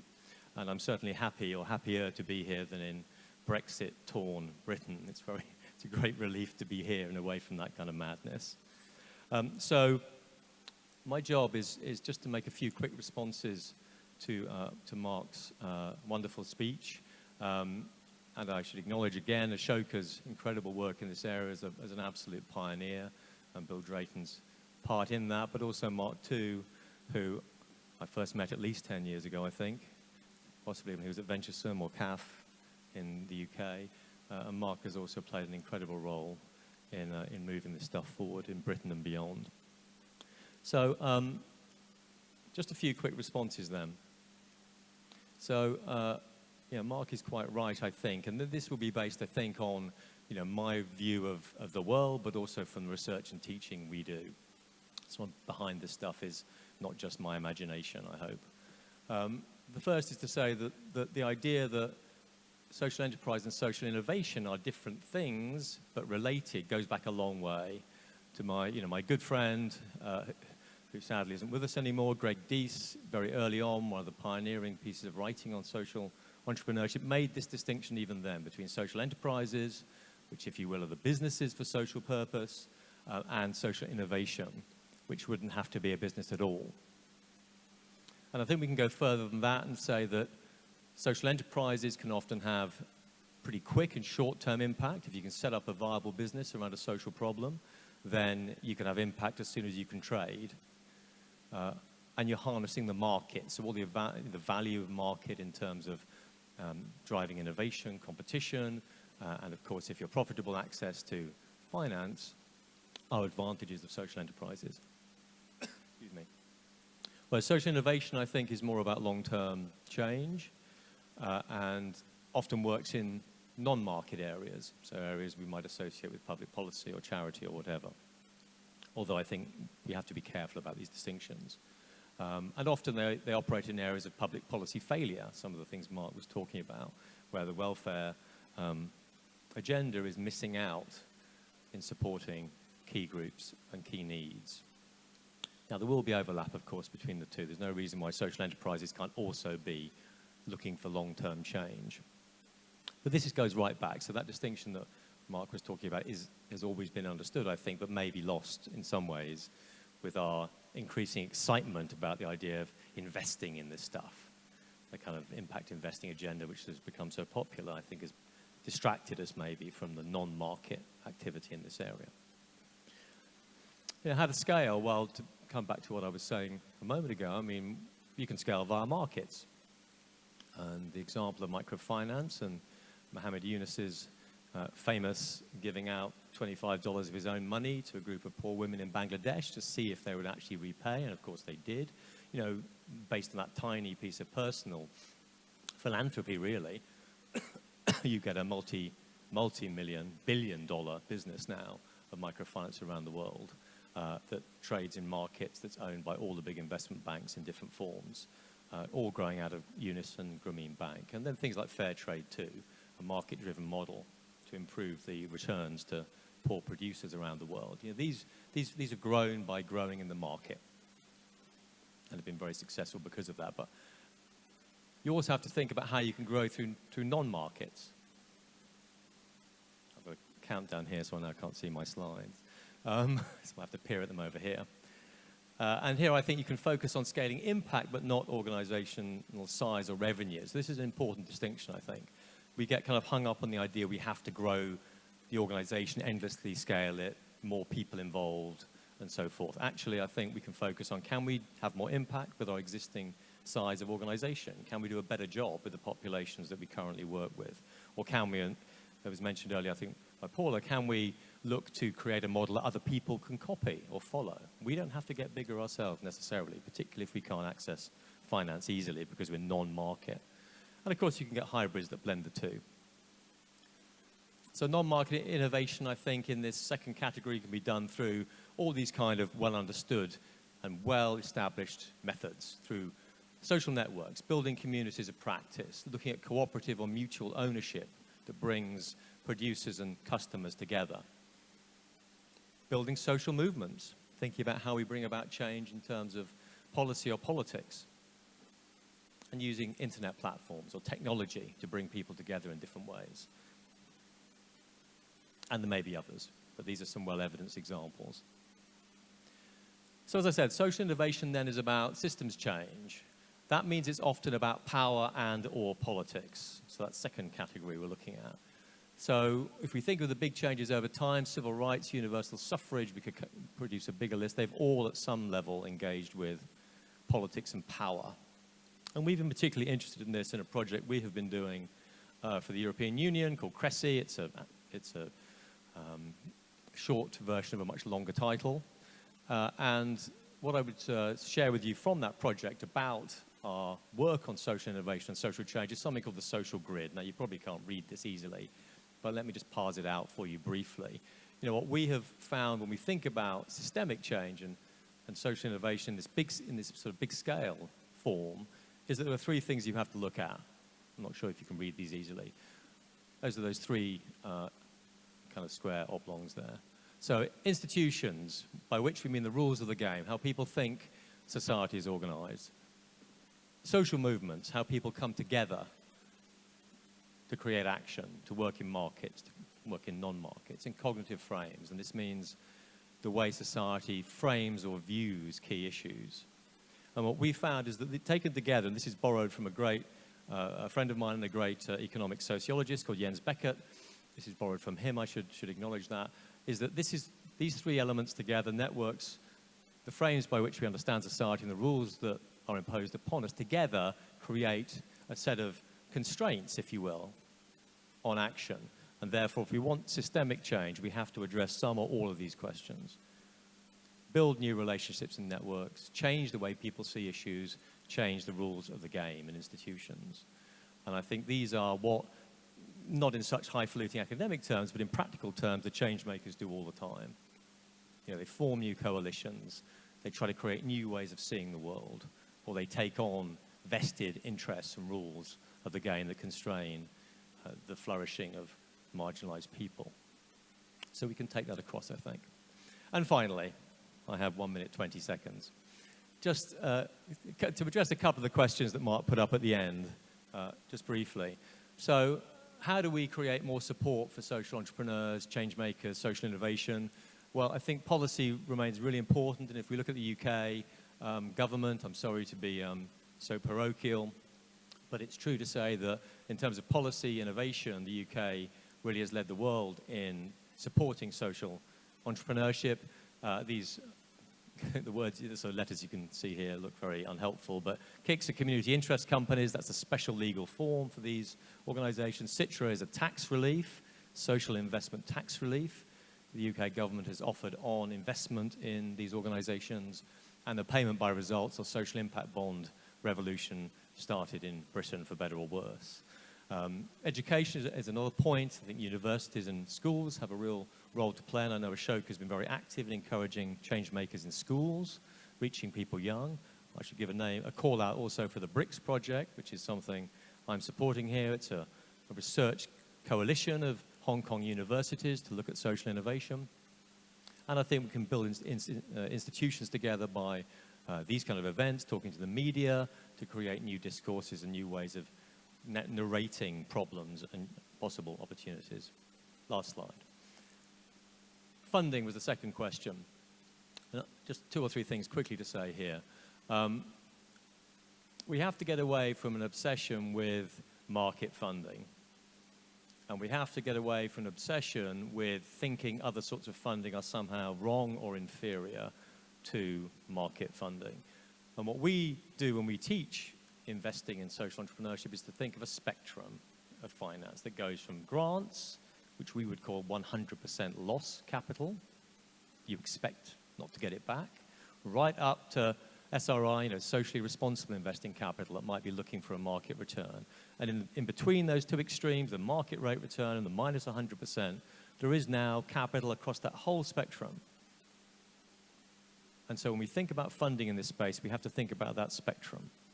Which is the most appropriate capital for our organization and its needs? And it might be market, it might be sub-market, it might be grant. Second point, which is start mixing that capital up.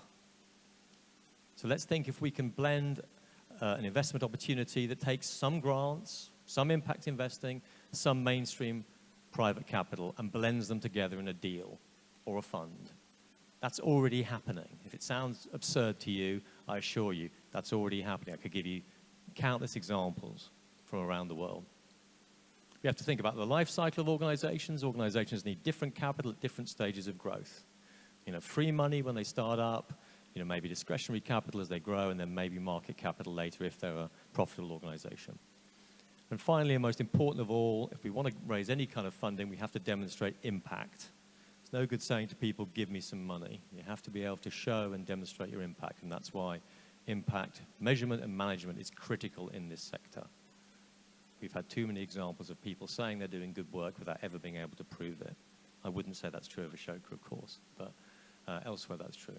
Okay, I'm over time. I'll finish there. Thank you.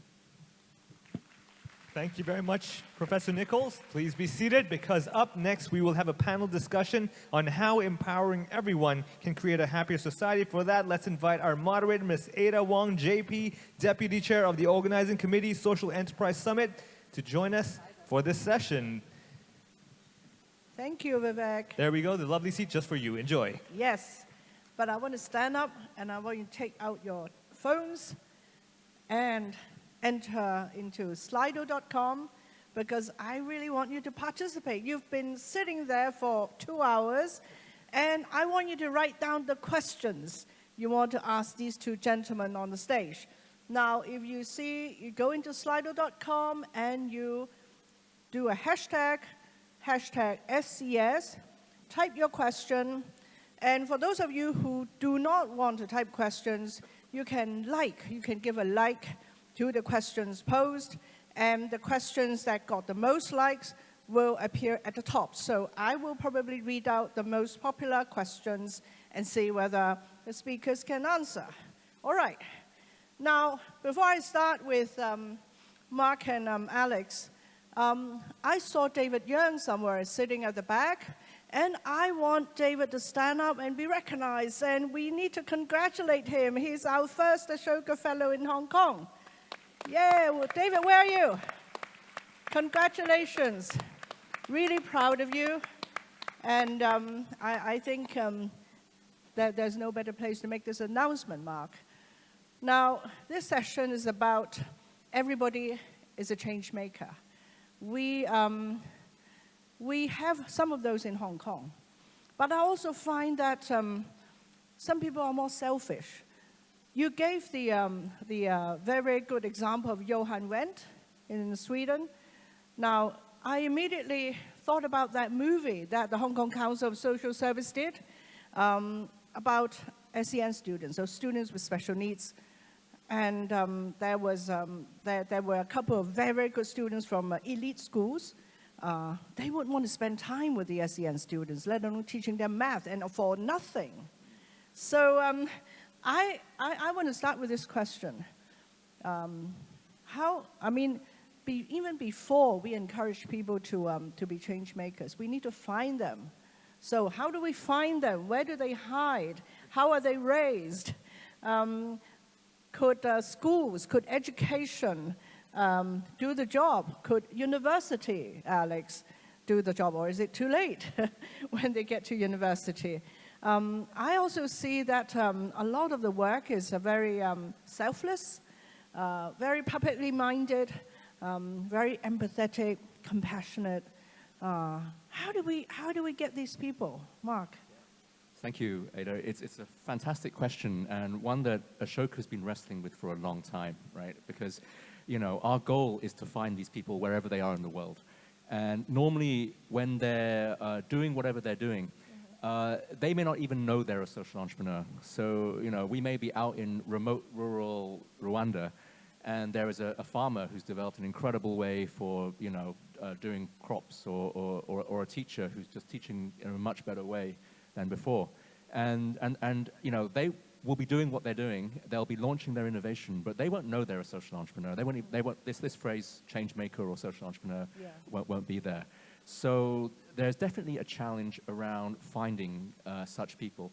But to your first question about, how can we help sort of create more of them as well, one of the things we've noticed with all of the Ashoka Fellows that we've now found in our network is that all of them began very young. That all of them had some experience when they were a teenager very often, which told them that for the first time that they could actually do something for themselves. They didn't have to just wait for the employer to come along, and give them the job, and so when we ask the story of how did you begin, it's nearly always that you hear a story that's something along the lines of, when I was a teenager or when I was in my 20s, something happened to me or I experienced something, and as a result of that, I stood up and I decided to launch something to make a difference. And so this experience of trying something very early on, which is your first experience of really being an entrepreneur, is a very common experience, but it's one that doesn't have to happen by accident.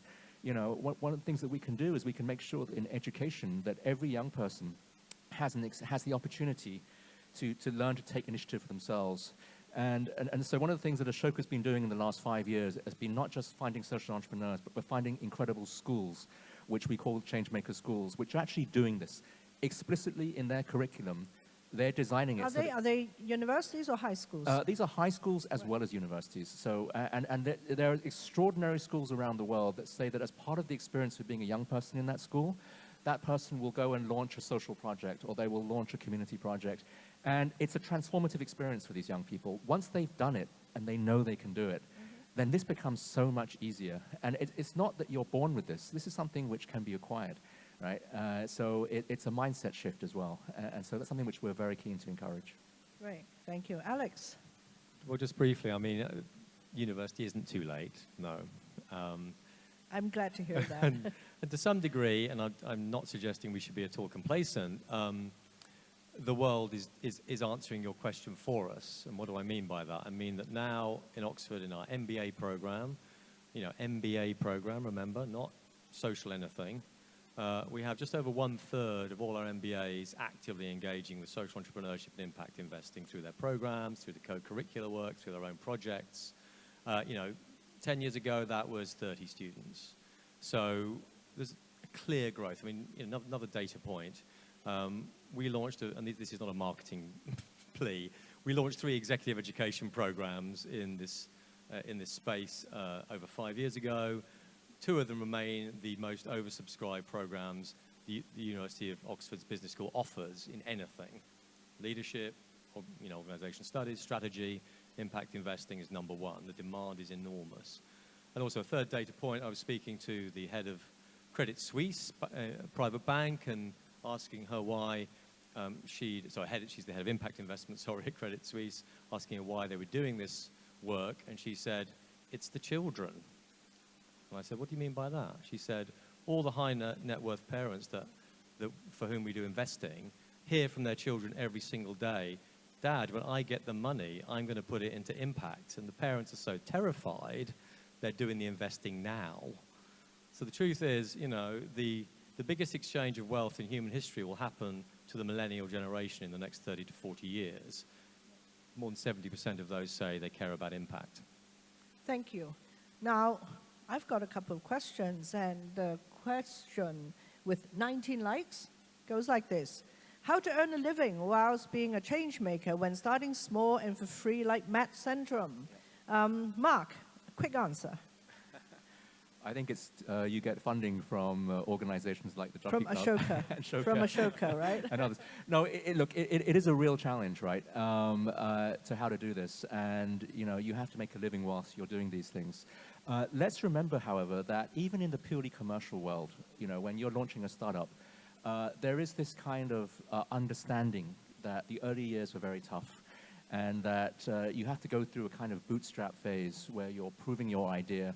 And very often you may be working 2 jobs or you may be, pursuing your passion whilst at the same time holding down a job. The social entrepreneurship world is no different. In fact, it's harder, right? Because, again, what you're creating might not necessarily be, remunerative in the same way as a commercial startup, but it has all of the risk and the challenges. So I think we're still working on how to build the ecosystem for this. And how to make it so that this is, much easier.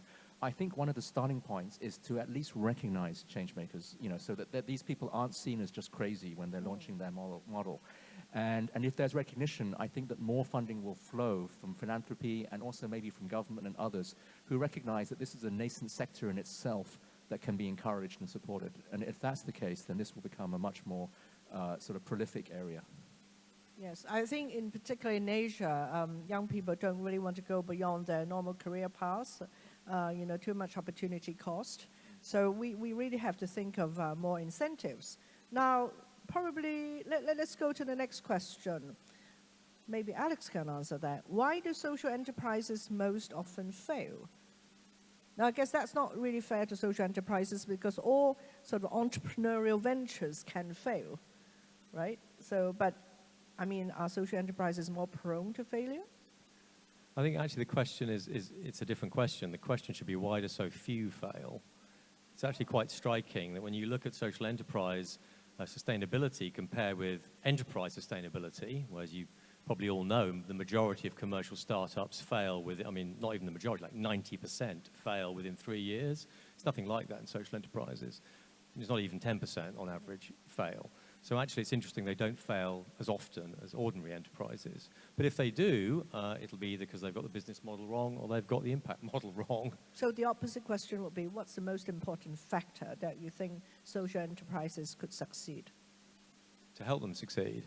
Yeah, okay. Well, it's what I said earlier, and this is maybe me being a one-trick pony, as they say in English, but I think it's all about not properly measuring and managing your impact.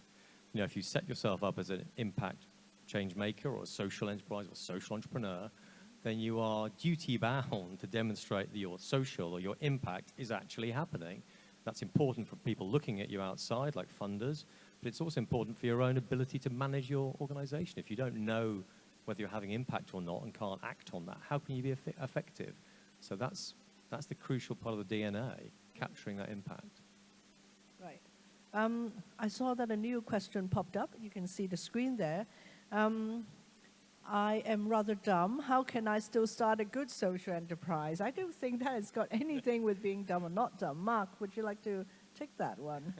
I think just to corroborate what Alex said, starting a good social enterprise is very similar to starting any enterprise, right? You need to have the creativity and the agility to be able to launch a good idea. And I think one of the tricks here is a lot of people overthink starting anything. And one of the things that we've learned, particularly from the commercial world, is this importance of being able to be very flexible and agile in your early days when you're launching. Because when you start, you don't know so much. You don't know who your customers are necessarily, what the best product is, exactly how to deliver, what the best price point is, and so on. There are so many variables that you don't know until you actually get going. And one more dimension that you have to add on top of that as a social enterprise is, how do you best maximize the impact that you create?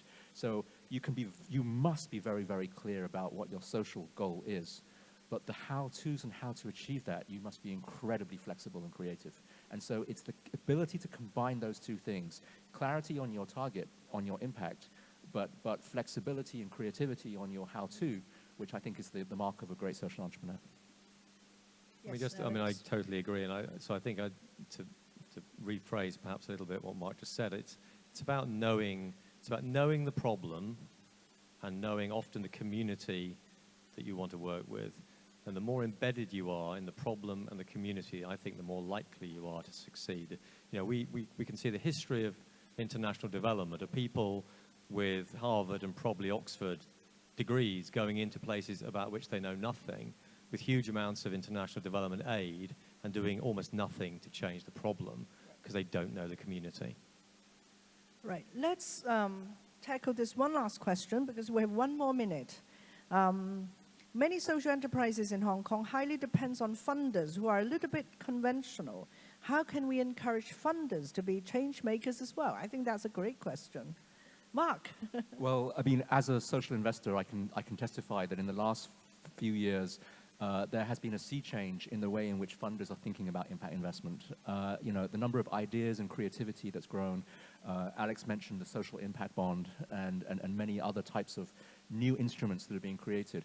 I think mindsets are shifting. I think that grant makers in particular, are willing to go beyond just simply using their grant to buy a social good, and use their grants as a way to catalyze capacity for social entrepreneurs to grow. And organizations and conferences like this spread the word on that as well. So I think we're seeing some big changes, and we're going to keep pushing for that. So please come to Hong Kong more often, or you're settling in Hong Kong soon. Because I think funders in Hong Kong are actually quite impatient. They want you to check on your progress, on your impact every few months.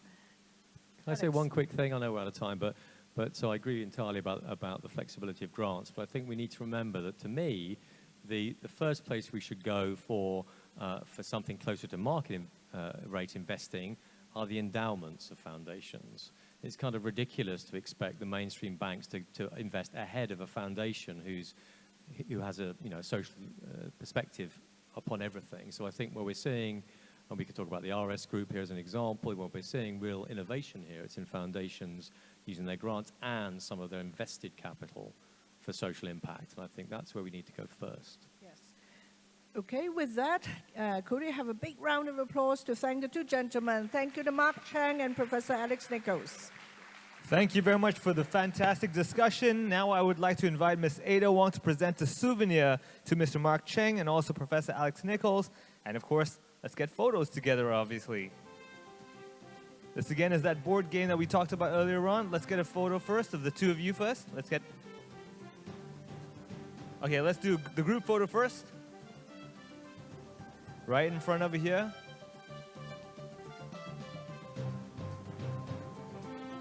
All right, thank you very much, guys. Thank you so much for your time and that in-depth discussion as well.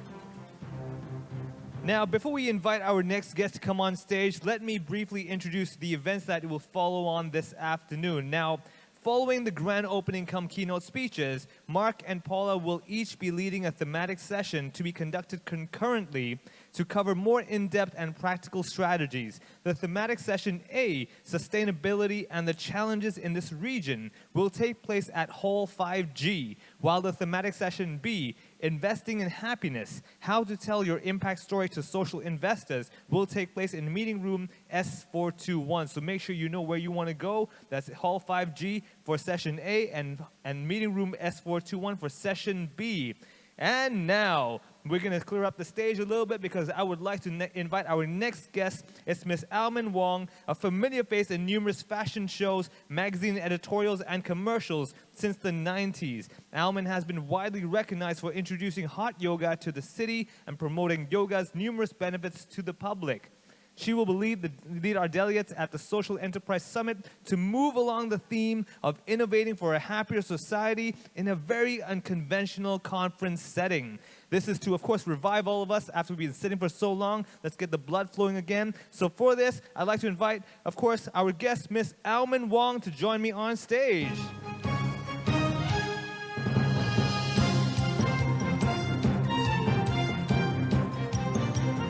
All right. How are you today? Good afternoon, everyone. Good. Cool. Okay, so I see we're all sitting at chairs. Is that correct? Yeah, we're all sitting, and I have been sitting here for like 20 minutes, and I heard that you guys has been sitting for like over 2 hours. I think it's about time to move around a little bit, right? That's right. I think we can do this sitting down at our seats. You're going to be guiding us through some yoga moves and stuff while we're in our positions. Yeah? Yeah, for sure. I think my mic works, right? Does it Let's work? just make sure. Testing 1, 2. Is my mic working? Hey, all Yeah, right. I can There hear you go. I can hear myself. I'm quite used to speaking quite loud, so even without the mic, I feel like I can speak to the crowd, not a Yeah, problem. you got the energy. I can feel it already. All right, well, Almond, I'll tell you what. I think we all need to move as well, so please lead us and guide us on what to do. Okay. So before we start, I've already been introduced to you guys. So I want to tell you a little bit about myself in relation to the yoga world. And I found yoga about 16, 17 years ago, and I have been practicing ever since. And I find that yoga is really beneficial for everybody, basically. No matter what you do in life, even if you don't exercise at all in your daily life, if you have been practicing yoga and then you have been very active, you will find that being very flexible, having good strength, and have good balance will really help you a lot in your daily life. Like, for example, when you have some kind of unexpected accident, small accident, like you slip, when you're walking down the street, if you're very flexible, you have good balance, you will save yourself from a lot of injuries. So I like to get to know you a little bit before we start moving. So I'd like to ask, how many of you have been practicing yoga? Quite a few, great. Actually, how many of you have been taking my classes before, or you have taken my classes before? Oh, I have one student here. Two. Okay, great. Okay, so what we're going to do, we're going to move around a little bit, but we are all wearing some suit and jackets and shoes, right? So I will invite you to take off your jackets so you can move around a little bit. And take off your shoes if you want to, because with your feet on the floor, you will feel a lot better when you move. All right, so would you guys please take off your jackets to make sure you can move a little bit easier? And before we start moving around, and I would like to lead you through some breathing exercise first. And these breathing exercises will help you to warm up your body from inside out. Okay, you guys ready? You guys are not very responsive to me and seem pretty sleepy. Are you guys ready?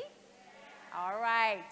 Sounds much better. Okay, so first of all, we're going to do a little bit of breathing exercise, all right? So you sit with your legs next to each other, not crossing. Just sit with your feet on the floor. And then you're going to put your one hand on your tummy, another hand on your chest. Sit straight with your spine long. Relax your shoulders down, and then try to breathe into your hands. So on your inhale, your chest and your tummy coming out. On your exhale, your chest and tummy coming in. So breathe into your hands and draw the air in through your nose. So inhale, exhale. And then inhale, Exhale. A few more time, and I guarantee you'll feel more awake. Inhale. Exhale. Again, inhale. Exhale. 3 more rounds. Inhale. Exhale. 2. Inhale. Exhale. 1 more. Inhale. Exhale. Good. Now you put your hands down, and then we're going to start standing up and do a few moves here. All right? So let's all stand up. So if you have a jacket that is tight, drop your jackets. I guess some of you are already taking off your shoes, so I'm going to take off my shoes and put them here. So it's a lot easier if you have your feet on the floor instead of your high heel shoes. So keep your feet parallel, just like hip width distance. All right, so put your hands next to your body. So I'm your mirror, so I'm doing opposite. So I call out which side you do, you just follow me, okay? So you reach your right arm up, right arm. All right, reach your fingertip towards the ceiling. Relax your shoulders down, and then you lean towards your left side. When you're leaning, keep pushing your hips towards the right side. Bring your arm closer to your ears. Okay, lift your chin, so feel your chest open, and drop your shoulders. And now inhale, and on your exhale, go a little bit deeper. Try to run your left fingertips towards your thigh, towards your knee. Go a little bit more. Keep breathing. Lift your chin, open up the throat. So for guys, I can see your Adam's apple. Good. Go down a little bit more. Hold it for 3, 2, and 1. Inhale, come up. Good. We do second side. So this is really good for your heart and for your digestive system. And opposite arm. Reach your fingertip towards the ceiling. Keep your feet planting down onto the floor. And now inhale, and on your exhale, you're going to lean to the opposite side. That's it. Keep the chest open, and keep your chin lifted. And now keep breathing. Inhale, and on your exhale, you go down a little more. Keep breathing, and run your fingertips down more. Stretching the side. This is good for the heart. Lean a little more to the side. Good. Open up the chest. Lift your throat. Lift your chin. Open your throat. And come back. Good. Now the next one. Okay. Put your feet parallel, same as before. Put your hands behind your hips. Now you want to push your hips slightly forward and drop the shoulders down. As much as you can. Bring your elbows closer towards each other. Lift your chest. And now you guys are facing me, right? So lean your body back. Puff your chest up towards the ceiling. Now before you drop the head, make sure you don't have any pain in your neck first. Lift your chest, look towards your chest, lift your chest up, and then look towards your chest. If you feel okay with your neck, start to look up to the ceiling. If it's too bright, you can just keep looking towards your chest. Lean back, go back, and fall back, and come back. Good. The next one. Now, you all have a chair, right? So reach your arms up. Fingertips reaching to the ceiling. Reach your arms up. Drop the shoulders. Now, bend your knees and sit slowly. Almost touch your chair. And come up. And almost touch your chair. And come up. Again, almost touch your chair. And come up. 2 more times. Almost touch your chair. And come up. And the last one, we hold. Almost touch your chair. Now, if you cannot reach your arms so high up, not comfortable for you, put your hands forward. Now, you're sitting, not really touching. You're squatting. Lift your chest. Reach your hands forward. Good. Now, keep your chest lifting. Stay there, stay there. You're going to stay here for the rest of the day. Okay? Just kidding. Stay here. Stay here. Chest lifting. All right. Hold it. Shoulders down. Okay. Keep breathing. Hold it for 10. Hold it. Just kidding. 3, 2, and 1. Inhale, come up. Exhale, hands down. You should feel your heart pounding a little bit because you just use your big muscles in your body. Okay, so next one. We're going to go forward. Now from here, after you work your legs, you're going to stretch your hamstring. So we're going to bend the knees, put your hands on your hips, push your buttock back, push your bum back. So the chest open, bend your knees. From here, keep the chest parallel to the floor if you can. If you can't keep your chest higher, it's okay. Chest parallel to the floor and reach your arms forward. And then you put your palms facing towards the stage. Palms facing towards the stage. Just like you're going to push the stage away. Yeah, the chest down. So from the side, it's like a 90-degree angle. Push. Hands are pushing the stage. Your bum is pushing the wall. Good. Your spine is long. Bend your knees more. Now, if you can, straighten your legs. Chest open. Push. Hold for 3, 2, and 1. Inhale, come up. Exhale, hands down. Okay? So I want to show you my personal favorite posture when I fly and when I'm tired. My personal favorite posture. I'm going to show it to you. So basically, very simple. When you are so tired or when you are sitting down so long, you feel like you need to relax your body a little more, I always catch my opposite elbows and drop my head and allow the weight on my upper body to come towards the floor and relax my whole body. Yes. So if you have space, you can do that. I find it's really, really soothing and helping me to stretch my back, my hamstring a lot. Relax your neck. Slowly round up. And then slowly hands down. Good. Now everybody sit down.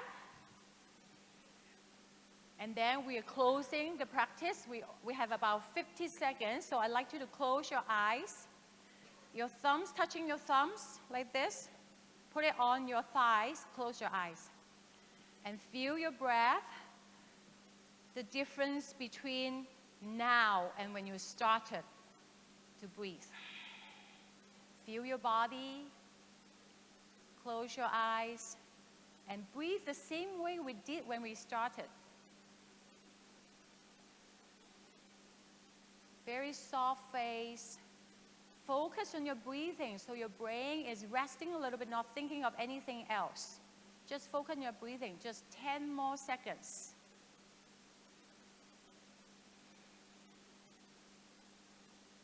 3, 2, and 1. Slowly open your eyes. Bring your hands together. Namaste. Give yourself a big hand. Thank you so much, everyone. Hopefully see you in class someday. All right, thank you. Thank you so much, Alman. That was fantastic. I'm sure everyone's getting energized and all that. Now, before we end today, I want to say, though, after the program here, we will have a networking dinner, a dinner to remember, which will be held at Quayside, which is the Harbourfront Restaurant and Bar. Our event helpers will lead the registered guests from the convention center to the venue at 6 p.m. And at the same time, your feedback is very valuable to us, so please help fill out the questionnaire and our helpers will collect it. Please also be reminded to return your headsets for simultaneous interpretation at the door. And last but not least, tomorrow, we have prepared a series of breakout sessions for you. Registration starts at 9 a.m. But our first session will begin at 9:30 a.m., so don't miss that. And please be reminded to bring back your badge to save time during admission. With that, guys, I hope you have a fantastic day. Enjoy the rest of your time in Hong Kong. And also remember, we're innovating for a happier society, so stay happy and enjoy. Thank you very much. Enjoy. Bye-bye.